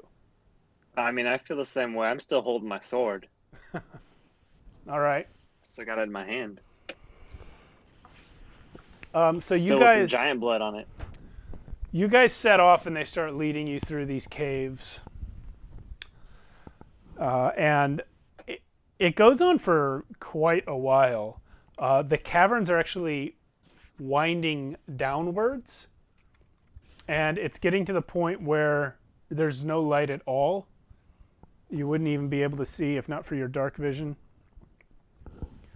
But the tunnels themselves are really big. They've been carved for giants, and there's plenty of space. It's not claustrophobic at all. The walls and floor and ceiling are immaculately carved. The floor is perfectly smooth.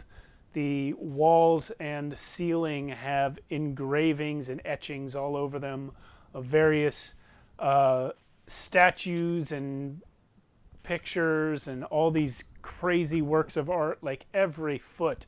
And you're traveling for hours. Every foot of this place is covered in depictions of various scenes with runes and writings all over the place. And you're passing through tunnels that are inhabited by other stone giants. You see them go past.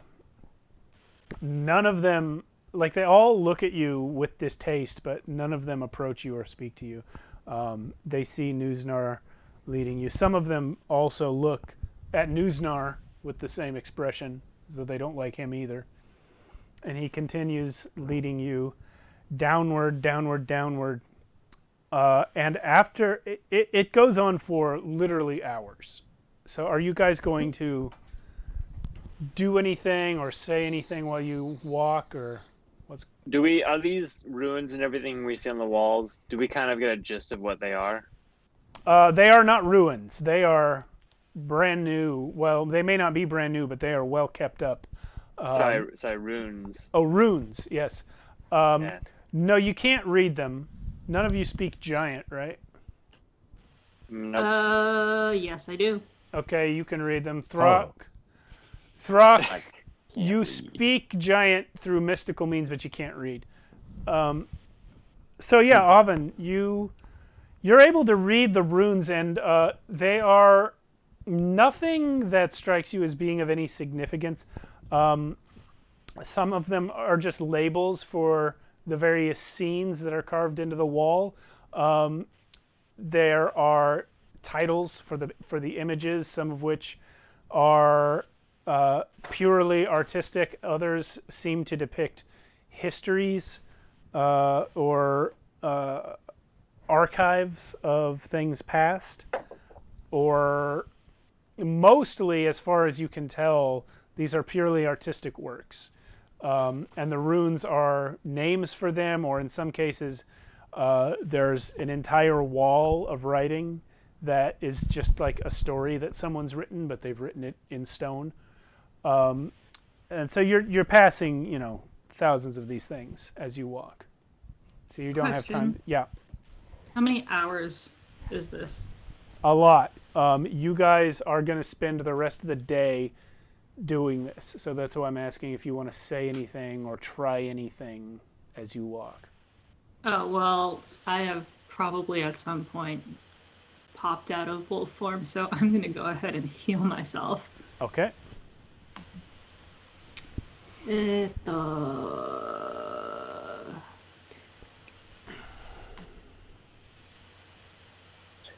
I feel like even if I heal myself, I'm gonna get one shot anyway, so I might as well just save the healing points for people that get downed. Yeah.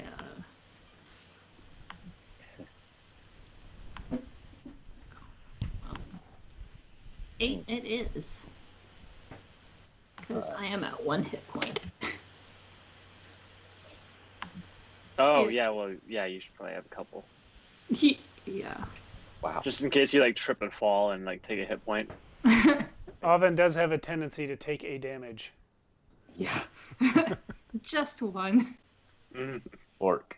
Orc, yeah. Yeah. Throck will. Ooh. I am also going to make some good berries. Yeah. Throck will take out the. Good idea. Well, hold the medallion. And just kind of.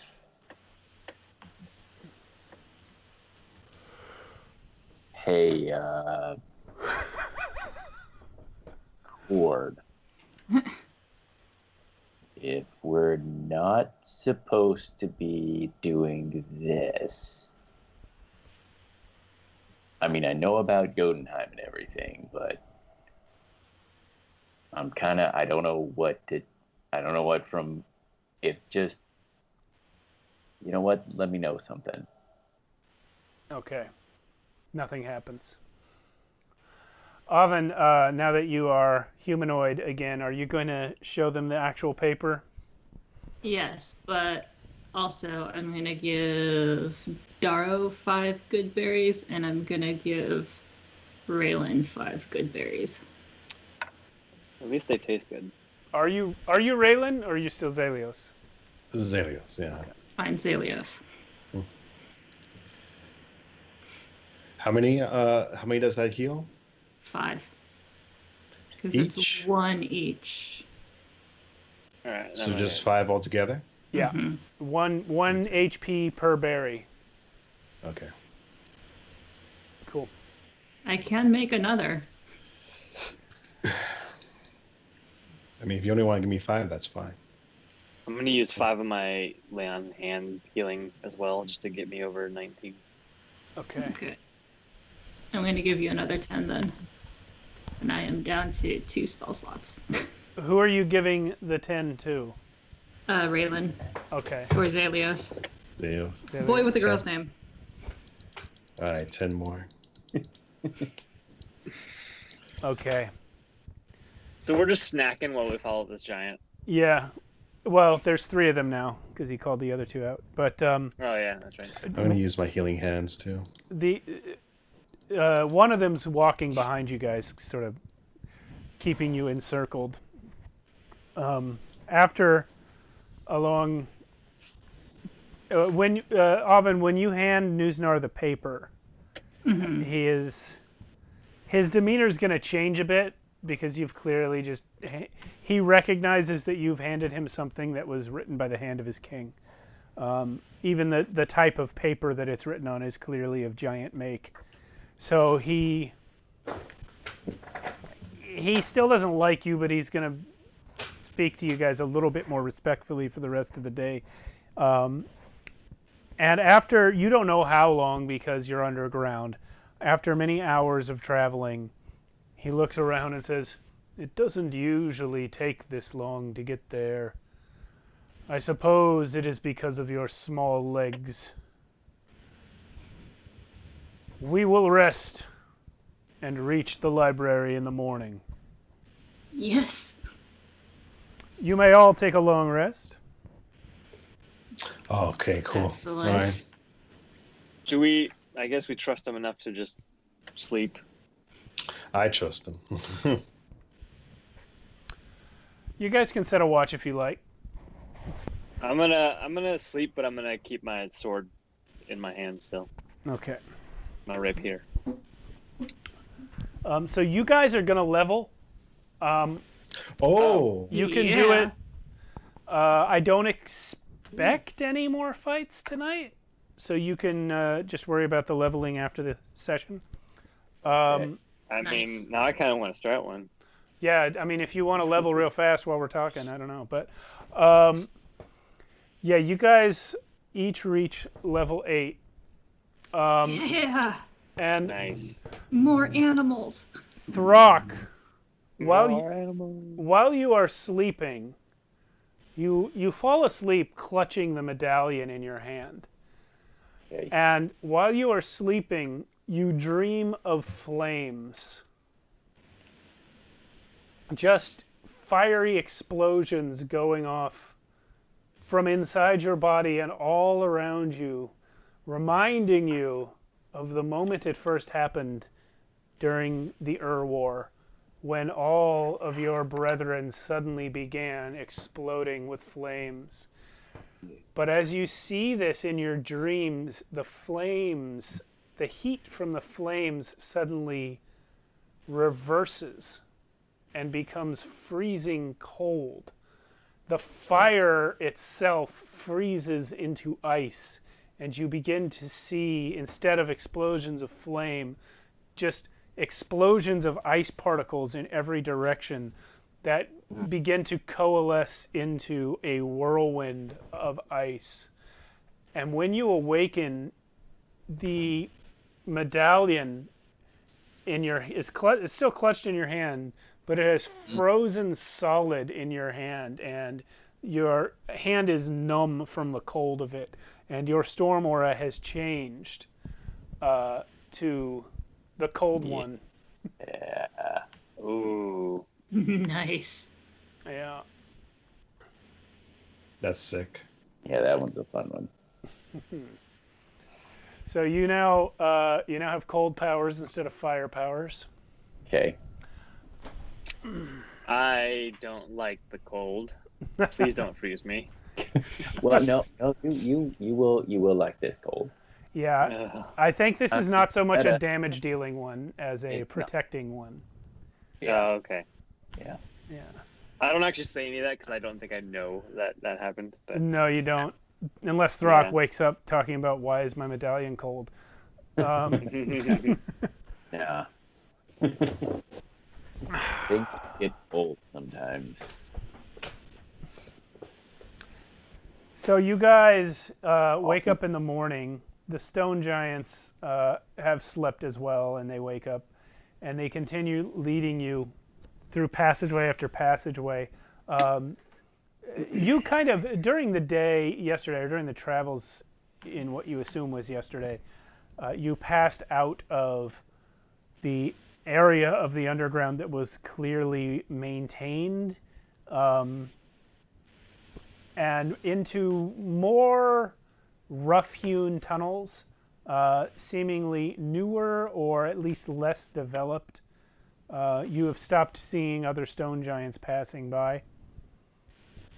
There are occasionally little side tunnels coming off that look, while you could fit through them, too small for the stone giants themselves. And you start to get the impression that this is an area of the underground where other races might sometimes visit, but you don't see any of them.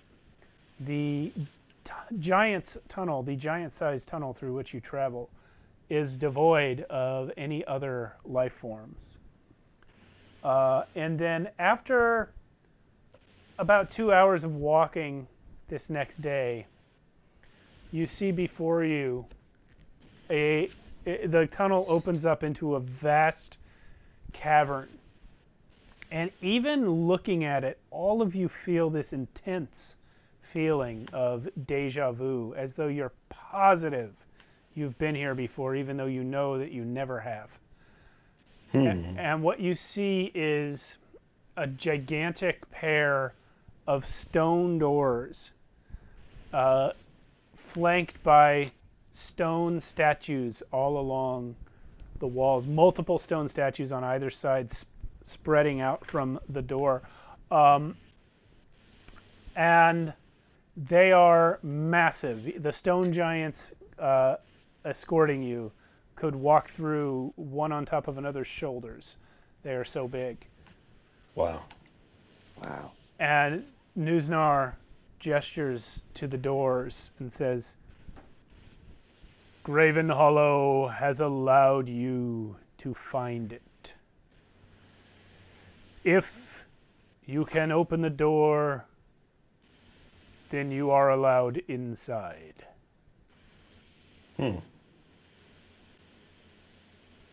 You can open the door.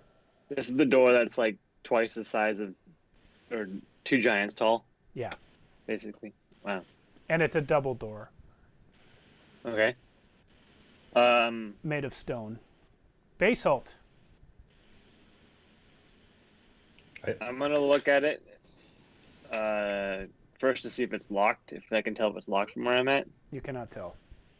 If it Okay. were locked, it would be locked from inside. Okay. If you want, I mean, if you were to sneak closer, you could maybe use your roguey perception check to like look through cracks and see if you could find a latch or anything. But from where you are, you can't tell. Okay. I would like to do that. Let me go closer to it and look through it. Okay, you walk right up to it, and what you find is, you do get like a tiny amount of space between the 2 doors of the double door, and as far as you can tell, there is no bar across it or latch of any kind. Can I look for traps and stuff? Roll perception.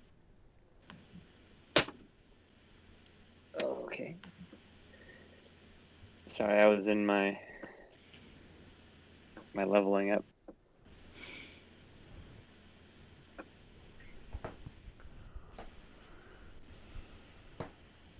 It's 17 plus whatever my perception is. 3. So non-natural 20. Okay. You got you do not detect any traps, but it is obvious to you that these gigantic rock doors would be way too heavy to open. By the looks, They're on hinges. by the looks of them, they are on hinges, but the hinges, presumably they're on hinges, but the hinges are on the inside. The way the doors are hung in the arch, they swing inward. Okay. I mean, I've never met a door I couldn't open. Are you going to do that? Yeah. I mean, go I for watch. it. I watch Throck. All right. Let's go open a door. Throck walks up and opens the door. It just opens. He just pushes it and it opens. Easily. Easily.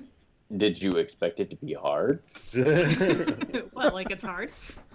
Is this, With all this lead up, I was expecting a little more, I guess. I mean, I carry the bags, so Okay.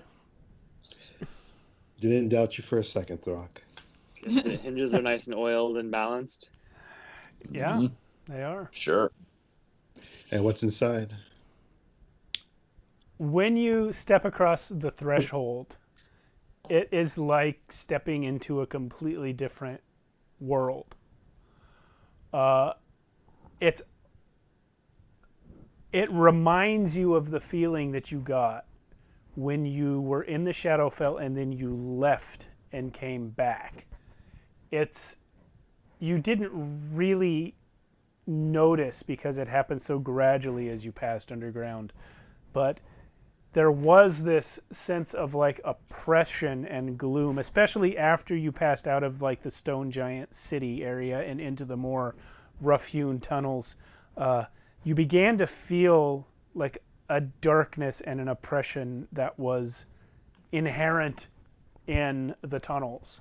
But as you step into Graven Hollow, all of that is replaced by light and a sense of openness that is reminding you of the clear blue sky of the mountains that was the only positive thing about your experience coming here. And when you step in, you're in a corridor. It's wide enough for 10 people to walk side by side, and the height is even taller than the double doors that you just came through. Jeez. Yeah. So you guys all going in? The giants do not come with you. Yeah, I go in with Brock. All right. Yeah. Same. When I see the light, Same. I actually finally sheathe my sword. Like, it just feels better. Yeah, cool. So as you go down this corridor, it opens into a central well, and there are walkways crossing the span of this well to the opposite side. You can barely see the ends of the level that you're on to your right and left, there's doors opening into different rooms as you look down the hallway on either side that go on forever. So many that you're pretty sure you could not explore all of them if you had a week. You can see the ceiling way above you, above the many levels of the well. It's bright. There's rainbows. Like when you look up, you see rainbows that are trapped in hundreds of crystal formations that combine to kind of create this sort of warm illumination throughout the whole place. When you look down into the well, it's just a dizzying depth. There's staircases connecting to levels below, and you cannot count how far down they go. All right. Boy, Are we going down? this place is weird. Yuri, what do you think? I say we go down. Oh, Erie is distracted, but she answers you after a moment. She says, I think I'm going to be here again. Or maybe I already was? Huh.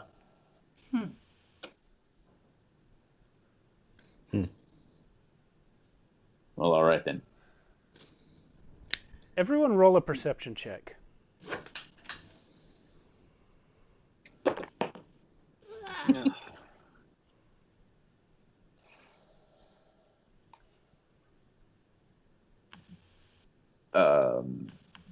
I was too busy looking down the well to notice much. Okay. Got 9. Yeah, same here. 12. What? 3. Okay. So, Oven, while everyone's looking down the well, you turn and see something odd in a tunnel nearby.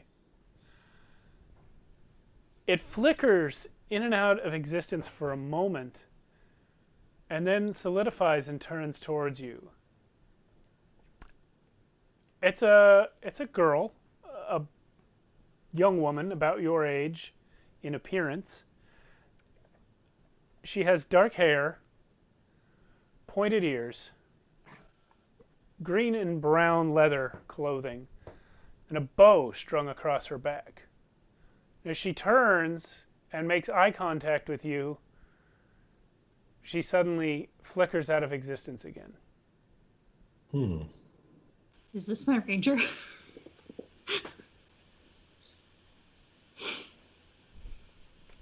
You've never seen her before, but her ears were similar to what Doro's now look like. And she never fully solidified. She was translucent even while you looked at her. Just a little bit. And then she flickered out of existence again. Gonna look at Daro and look back down the hall. Kind of look around. Nothing further I don't- takes place.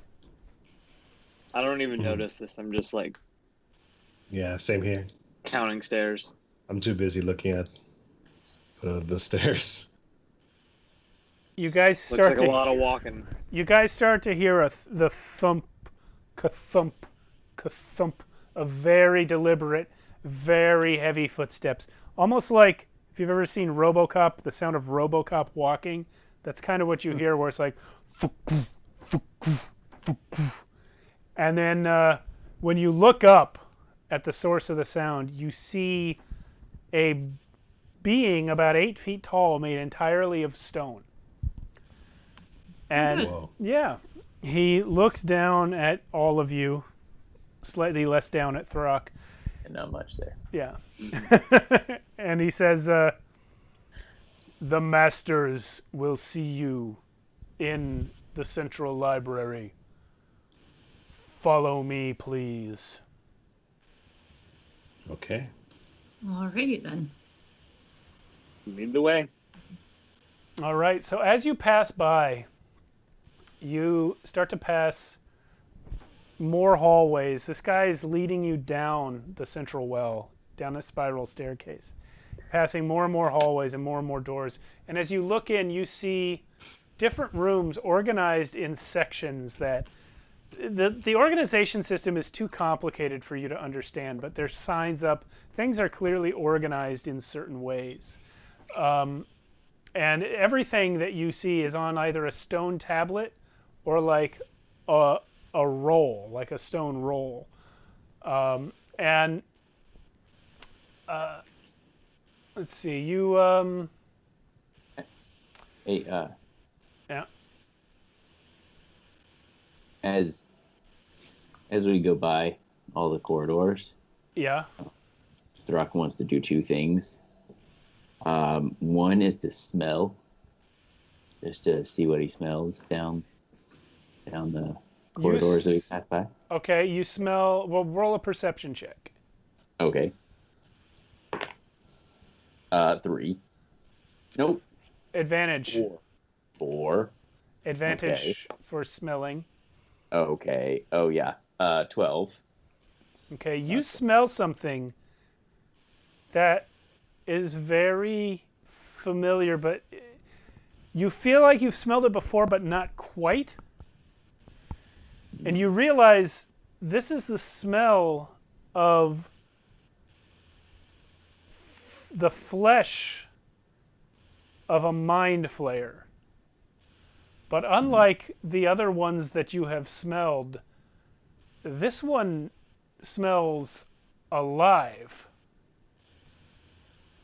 And you turn and see standing in a hallway what you could swear was a Broxiel. But he is not dead. He turns and looks at you for a second and cocks his head, and the tentacles kind of writhe a little bit. Then he shrugs and turns and walks away and flickers out of existence, and the smell goes with him. And the second thing that Throck wants to do actually follows. What's that way? The stone creature stops for a moment and looks that way and says, "That way are many records rooms.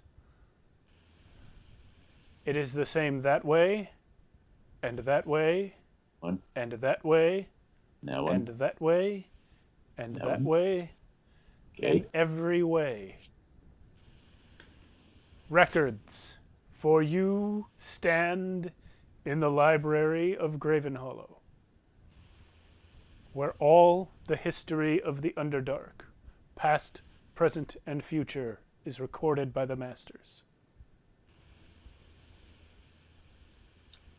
Wish I liked reading more. Huh.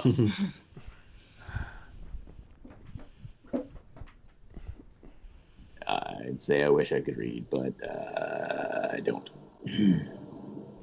Okay.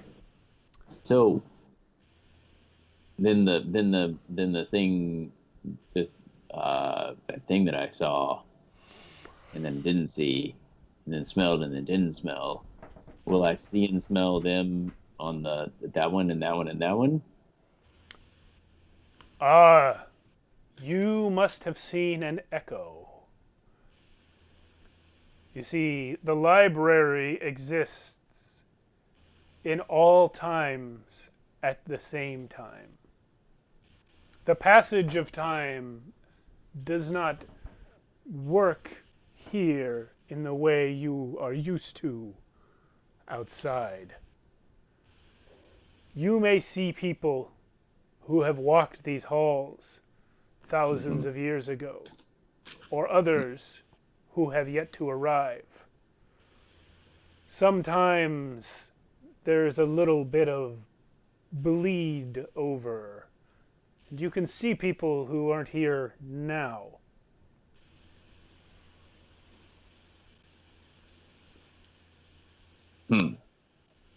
Because they're all here now at the same time? But not at the same time? It is complicated. It's very complicated. The Masters entered Graven Hollow at the dawn of this plane of existence. Any other stone giant would have been dead eons ago, but because they are here in Graven Hollow, you can come see them and speak with them in what for you is still the present, eons later. Time just doesn't work the same here. It's very complicated. Yeah, I gotta be honest. You lost me a long time ago. He turns back to you, Throck, and says, "It was a ghost." That lost me? Anyway. So then the pointy-eared thing that I saw back there is also a ghost? More like an echo.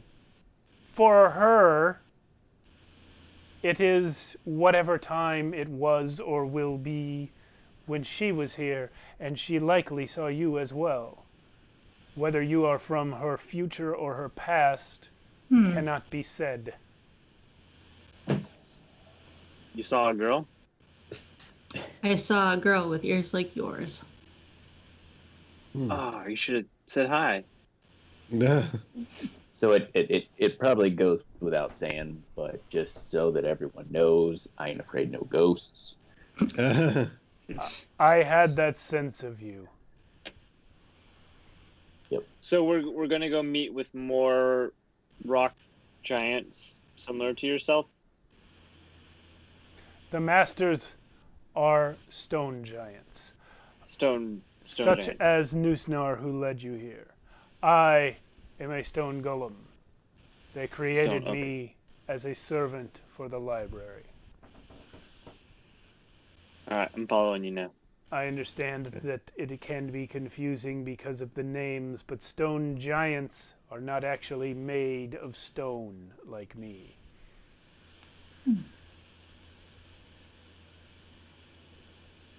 Hey, Zelios, what do you think they're made of? My iPad thought I said Siri. The stone giants that you saw were clearly made of meat and skin like you. Oh, we already saw some. Right. Yeah, the ones that led you here, the three guys that led you here. Got it. I don't think they ever said that they were stone giants, right? Or did I miss that? I said it. I don't think they said it.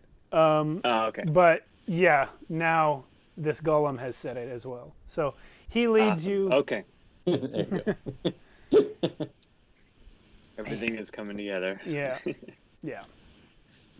Yeah, if not for the names, you would never have gotten them confused, because one is just a gigantic person who happens to be gray, and the other is made of rocks, and is half the size. So he leads you down these stairs for a while, and into a large open central library area where there are bookcases all around. Some filled with scrolls, some filled with books, some filled with stone tablets. Just every means of recording that you can think of are here. And if it includes the future, is there like hard drives and stuff? No. Just kidding. Every means of recording that your characters can think of. Okay. And from the main the gigantic sort of central room here that you are in, you can see three openings to three sort of smaller like side rooms that are all, as you enter, they're to your left, and they are all side by side. One has a sign over it, and all three have a sign over them, which only Oven can read because they're in giant. The first says, "The past is a crystal, for it can be seen from many facets, yet it always remains the same." The next says, "The present is like sand, ever flowing and escaping one's grasp without mercy or respite." And the last says, "The future is a song we remember, but we cannot rush to its end lest we destroy the melody."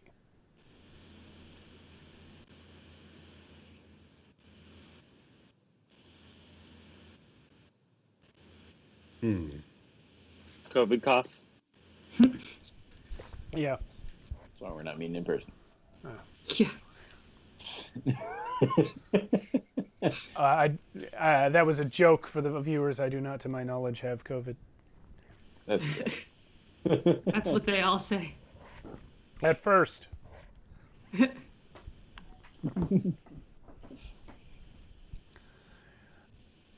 So what are you going to do?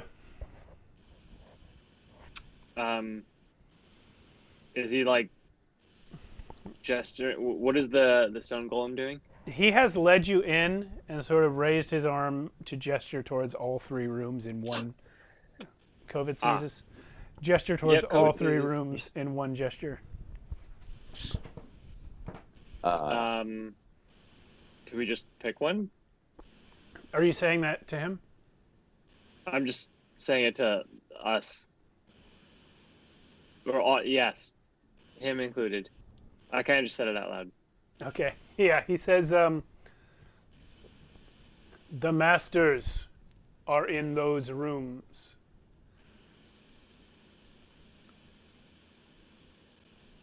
There, he points to the past room and says, "There is Othar, keeper of the past." And he points to the next one and says, "There is OurMus, keeper of the present. And there is Ustova, keeper of the future."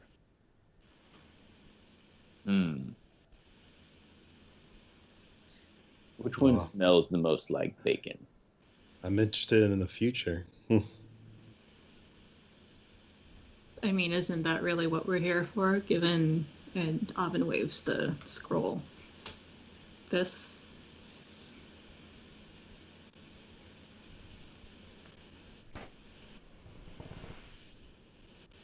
I'm with you. Yeah. Unless you want to check the past for something. I don't have any questions from the past. But I do have a question for the present. I do. Well, I actually have you know what? I actually have a question for the past too. Can we go to multiple doors? She asks the golem. They are simply rooms in a library. You may go to whichever you choose. Well, I I'm guess gonna head let's to the past. start with the past and then just knock them all out. Okay. Oh, we're gonna knock them out? Well, not like that, Throck. No. Keep it in your pants. Boring. Okay. Stay in school. So you walk into the room that has the sign over it talking about the past, and you find a stone giant inside who the golem told you is named Ulthar. He is sorting ancient files and texts, maintaining this gigantic catalog of information, cross-referencing things in a gigantic book. And you see that he has, lying out on a table in the center, what looks like poetry that he himself has been writing in his spare time. And he looks up and sees you and says, "Oh, hello. Welcome to Graven Hollow. Graven Hollow, okay. You are from the surface. Very interesting. He turns and puts a scroll away while he's talking.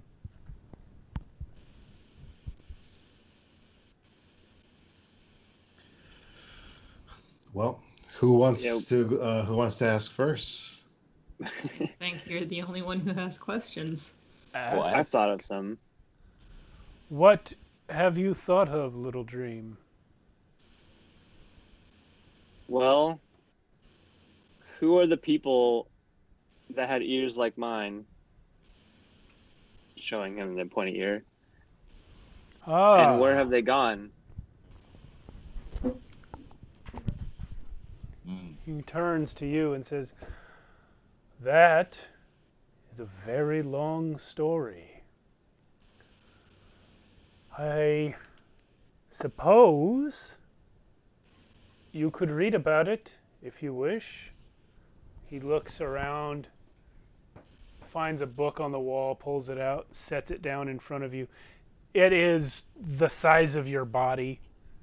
It is this huge tome, this thick. Is it in common by any chance? No, it's in giant. But he says, Can you paraphrase? the people with ears like yours were many. As a whole, they were called the elves. There were many races of elves. Wood elves, high elves, Eladrin, the drow, sun elves. Many, many elves. For most of the world's history, they walked alongside men and dwarves and other races which you have likely forgotten. But the elves were extinguished when Asmodeus came to godhood. You see, these days, words like devil, demon, and god are interchangeable for most people. They all speak of powerful evil beings from another place.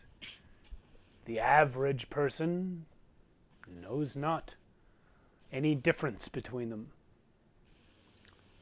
But in times past, there were great differences. The gods were the most powerful of all, ruling over their followers, while demons, an infinite horde of chaos and destruction, fought to a standstill against devils, a powerful, scheming hierarchy of torture and evil, yet order. Asmodeus was the king and ruler of all devils, lord of what was once the 9 hells. But things change, ages of the multiverse pass. The demons lost the blood war. Their infinite hordes were stopped at the source. Their armies wiped out by the devils of Asmodeus. And Asmodeus himself achieved true godhood for the first time. Shortly after, his own followers took up arms to wipe out the elves. For wars were fought in the heavens, and many gods that once were slain. Asmodeus started these wars, and Asmodeus slew the elves as part of them.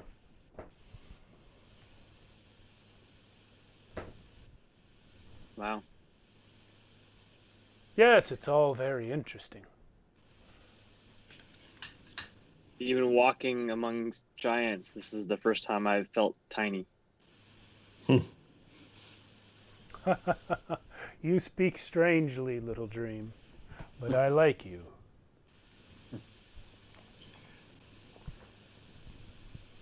So Zelios asked him, is there any information here about my father? Who is your father? So sorry, it's been a long time.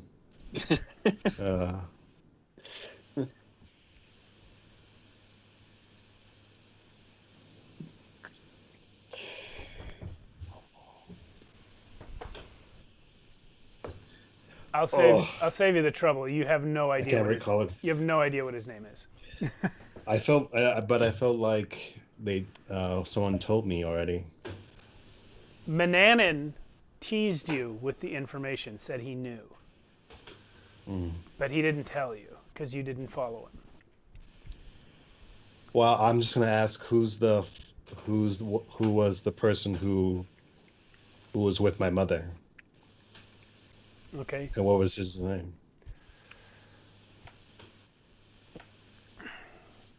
He shakes his head and says, I'm sorry, strange dream boy, but I do not know who you are or who your mother or father were. How? But you're supposed to know all the past, right? Graven Hollow records the past of the Underdark. If you are from beneath the dreaming sky, it may well be that there is no information about you here.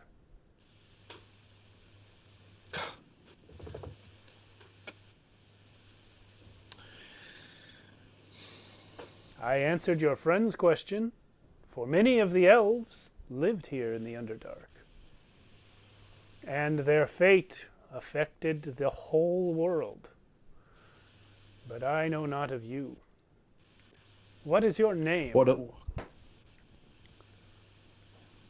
Well, Zelios speaks. He says, Zelios. I have not heard this name. What about Raylan? I am afraid I know not of this name either.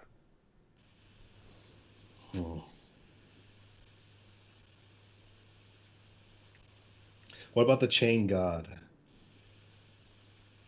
He lurches back a little bit and says, Why speak you of the chained god? Because there's something between us. Are you romantically engaged with the chained god? No. That's just a No. little librarian humor. It has something to do with the cult I came from. I think they were trying to bring the chain god back. Using me. Many cults have made such attempts here in the Underdark and above. The chained god has been chained almost since the dawn of time. But Sounds pretty miserable. what should never be forgotten is that the chained god is responsible for the introduction of evil to our multiverse. The abyss which spawned the infinite hordes of demons was created by his presence, a side effect of Tharizdun himself arriving in our multiverse.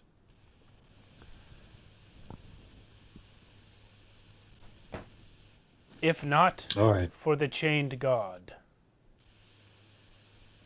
there would be no such thing as death, murder, selfishness, evil of all sorts.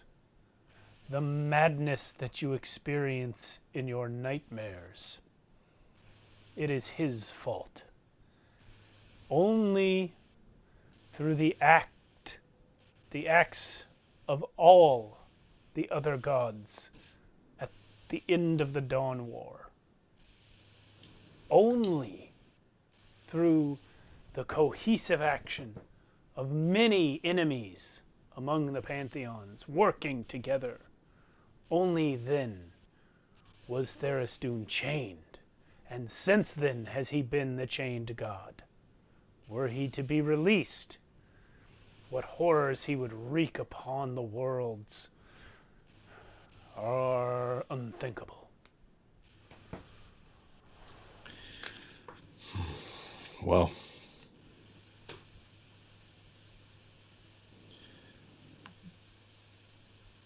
at least I know.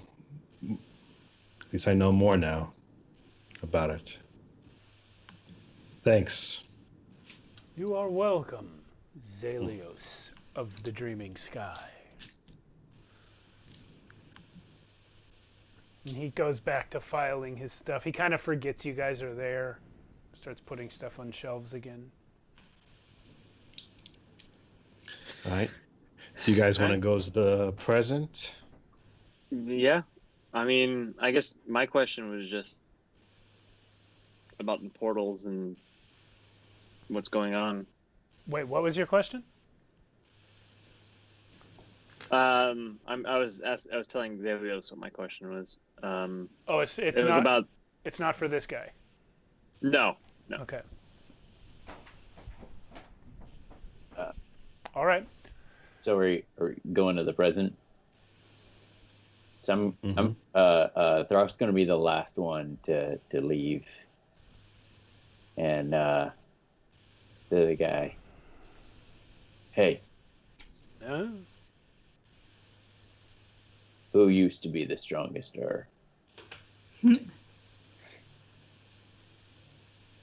I do not know of Do they live in the Underdark? I would hate to think that there was a gap in my records. Well, it gets dark sometimes where the men lives. And sometimes we're under things. Are you under the sky? I am not right now. But the rest of your people, do you live under the sky? Or under stone? I guess most of the time sky, but I've been under stone before. If you are not native to the Underdark, then your people will not be recorded here. Only events here are recorded. Okay, well, write this down. I am Throg, the strongest man. Okay. And walks out. That's so great. Noted.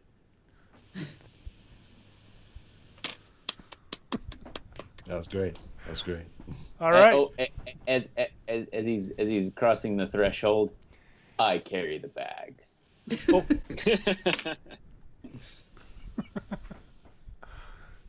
Recorded in history for all time. Yeah.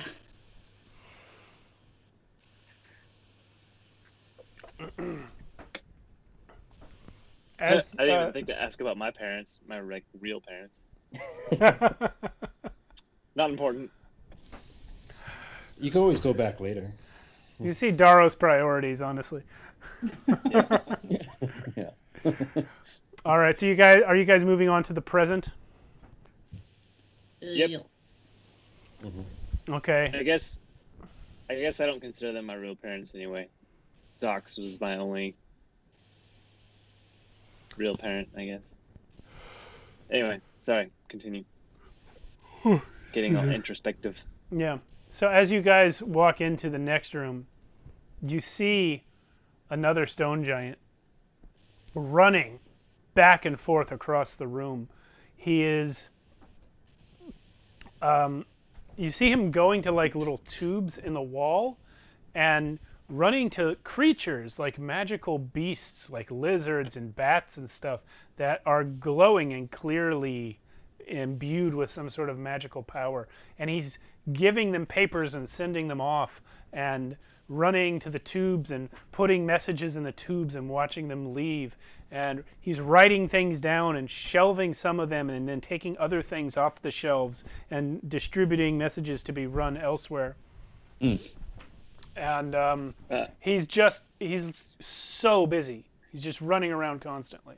Wow. What was his name? He hasn't. Oh yeah, you were told that his name was OurMus. OurMus. All right. So as you come in, he turns and looks at you and says, "Zelios." Yes. What? Is it time for you already? He runs over and finds a book on the wall, flips through it, and says, "Ah, no!" And runs and puts it in a tube. What was that? I am OurMus, keeper of the present. The present No. is always changing. What used to be the future is now, and what used to be now is now then. My job is to keep the records organized in their proper sections.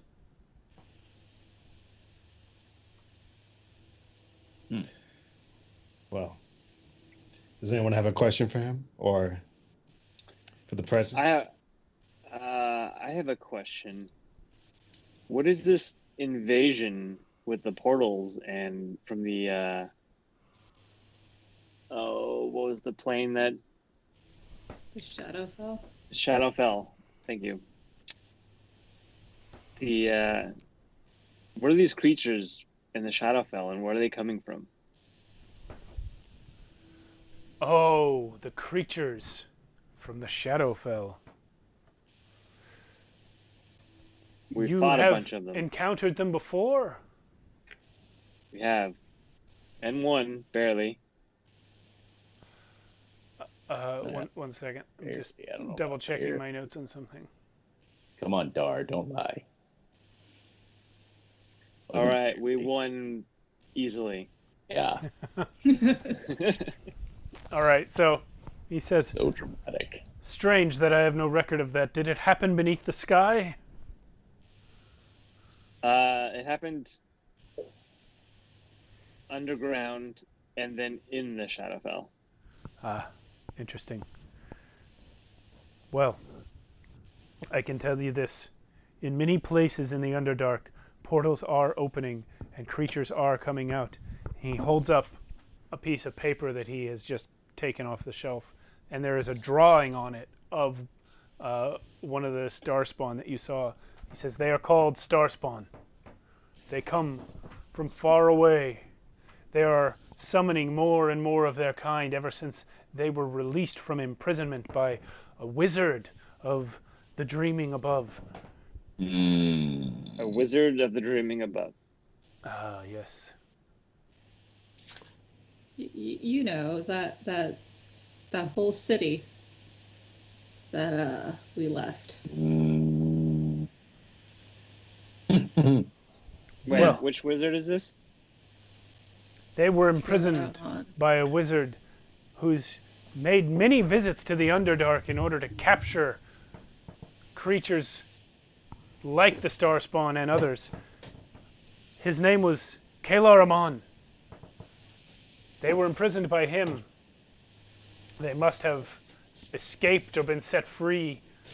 We don't know exactly because he lived above. So,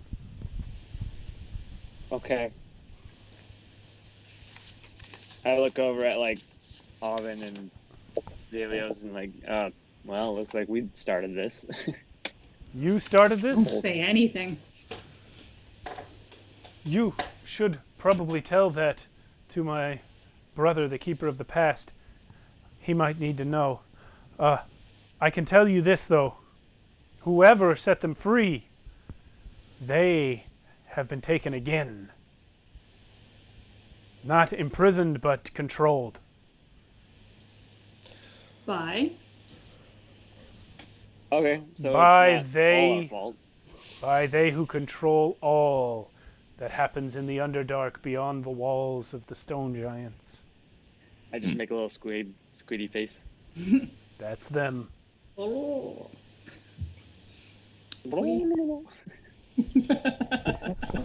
With Close enough.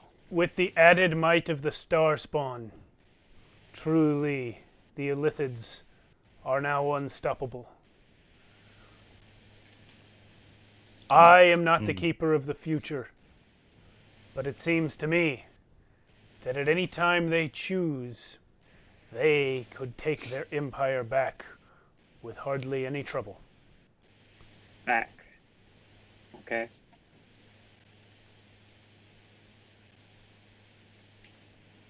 Does that mean... Never mind. That seems like a question for the best. Right? Oh man, I just Zelios asks, would you happen to know where a person named Freya is right now? I told you we would get you another skeleton girlfriend. He runs over to a shelf where he has a bunch of notes clipped up in a row, almost like at a diner or something where they have tickets up. But he runs over and looks at one and says, "She's on her way, but the library does not like her. She won't find us." Huh. But where was she last exactly? She's in the Underdark now, trying to find her way to you. She's in the Underdark? Yes, but don't worry, she can't find the library. How can you be so sure? It is Graven Hollow. Only those it has chosen are allowed here. All right, guys. When we leave, she might be close. So, do you know why we were chosen? I do not, but my sister most likely knows. Sister being Is that the future. The past? Ustova, the keeper of the future. I take it you have not seen her. Not yet. No, we're going in order. Ahaha, wise.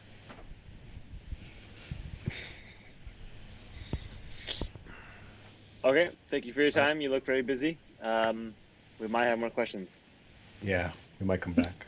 Please Unless you want to ask something, Throck. Or Avin.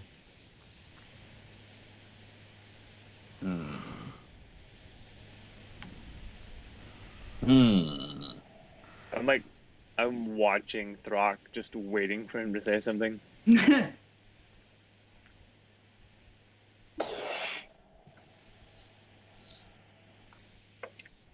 Who is the strongest Urman? I was about to ask that. Who is the strongest Urman?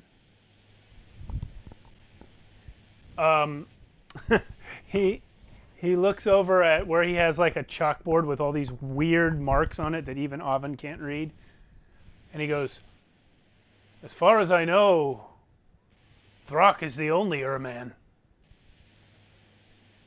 The others must be beyond my reach."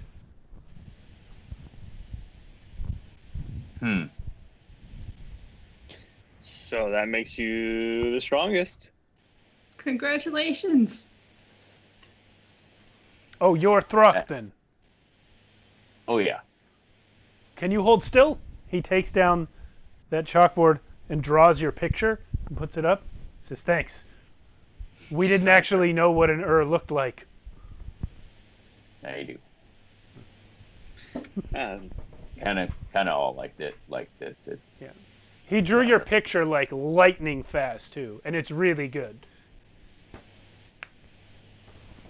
There you go. When he puts it down, a little like lizard ape creature comes in, looks at it, copies the picture onto a piece of paper, and gives it to a bat who flies it away. Nice.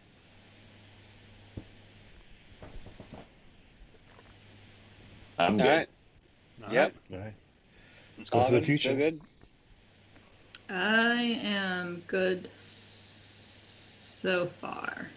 We can always come back. Actually, Oh wait. question. Yes. There are two boys. One I'm supposed to be aware of, and one I'm supposed to protect. Are they the same? That is unclear.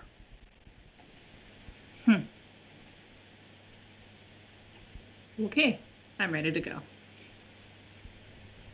As you guys step out of the room of the present and into the sort of larger central library room that connects the other three, you all find yourselves face to face with another apparition, but this one is three people. And they are flickering in and out at different times as though they themselves were not all here at the same time. But all of them are reaching out, and touching the same crystal ball that is in the center of the room. Two of them you recognize. One is, well, Oven and Throck recognize Nimir, the king of the storm giants.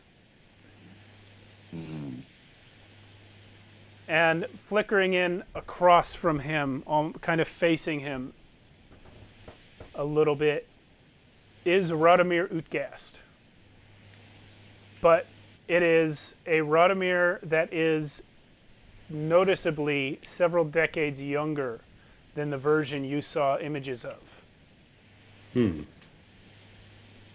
one you saw was a very, very old man, and this guy is more like maybe mid-60s, where the one you saw was clearly at least in his 80s. So is he seeing himself from Zalios'? Oh, yeah. Zalios, you hear his voice in your head saying, I thought something about this place was familiar. And This is weird. the third person it looks like a man, but has silver hair and shining silver eyes.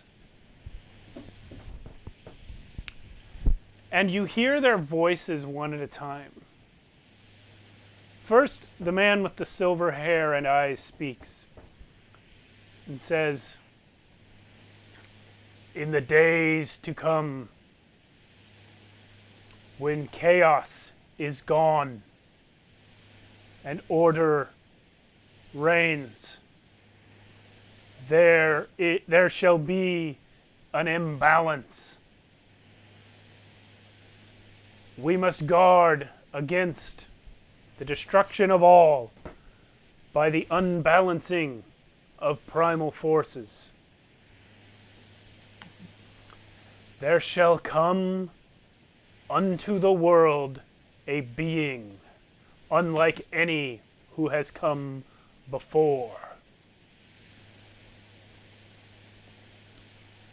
And then Rod speaks. And now, you don't know Radomir Utgast that well, but the versions of them that you have seen, the recorded hologram version at his tower, and the version of himself that manifested from Zalios recently, thanks to the alter self, they both talked like normal people, you know? But this Radomir is like in a trance, and he is speaking as though a greater force were speaking through him. He's got his hand on the crystal ball, and he's just kind of facing it and speaking out, just like the other guy was doing. And Rod says, a being of chaos and order, a being of material and spirit, a being created of mortal and immortal. All the balance of the multiverse shall bend around his path. All that happens shall happen around him. His choices may shape all. His power shall be vast, greater than all who ever lived.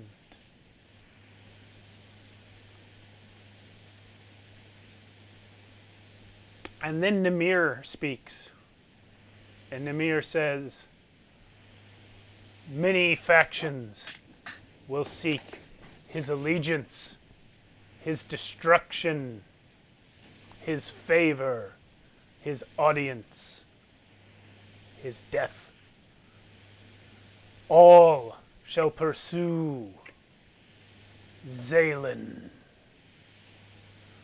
Ooh. And then Rod and the silver-haired guy and Namir, who, by the way, is 26 feet tall, so he has to lean down to touch the thing. They all take their hands off it, turn and look directly at you, Zalios. And they all say, beware the boy. And then they're gone. Oh. Ooh. Wait. Like So we all all of them knew are that gone? they were talking about you. So all three of them are gone? They're gone. And they were not even really there at the same time, except for when they said, beware the boy, because they were flickering in and out, like I said. As though each of them came here at different times and all delivered the same prophecy. So there's another boy. Right? No, Mike. that's the boy. She points at Zalios. Where the boy? But Zaylin is both of them, not just the boy. Well, they're both boys. Well, it is 18 minutes past our scheduled stopping time. Oh. So we are going to take a break here for a week. You guys can think about what is the difference between Zaylin and Zalios? And which boy is it that you are actually supposed to be aware of? We will ponder this. Indeed. And what happens if he dies in every combat? Get good. What does that Okay. mean? This is what I live with having a low armor class. Also means that your tank needs to quit rolling low. All right. Well, Do your Very job. interesting. we had a stuff, lot of very fun. interesting I don't want to stop. I'm into it as well, but it's late. Very interesting We- stuff. Yeah. So many questions. I have some questions. Yeah. Well, guess what? Next week is our 40th episode. Question. What?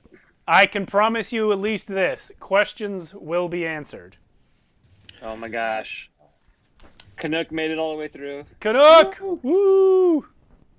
And Rod of Destiny says he loved it. Canuck made it through 2 weeks in a row. Rod of Destiny, thank you for watching. Miss Featherpin's here. Everybody's y'all. great. You guys are in the chat, only half paying attention to the game. That's awesome. Lady and Rebel was here earlier. Mattman was here. Loved it. Yeah. Thank you guys for showing up. We'll see you next week for the conclusion of whatever happens next week. The conclusion of the entire game. No. No. No. We still have so but many levels to go. You guys will Yeah, be. sure. Yeah, I can tell you the game. I have planned to take you guys all the way to 20. Yes. So, assuming you don't all die. Well, Oh my God. yeah, that I could mean, happen. we've come close a few times. Yeah. Don't you wish that evil on me, Ricky Bobby?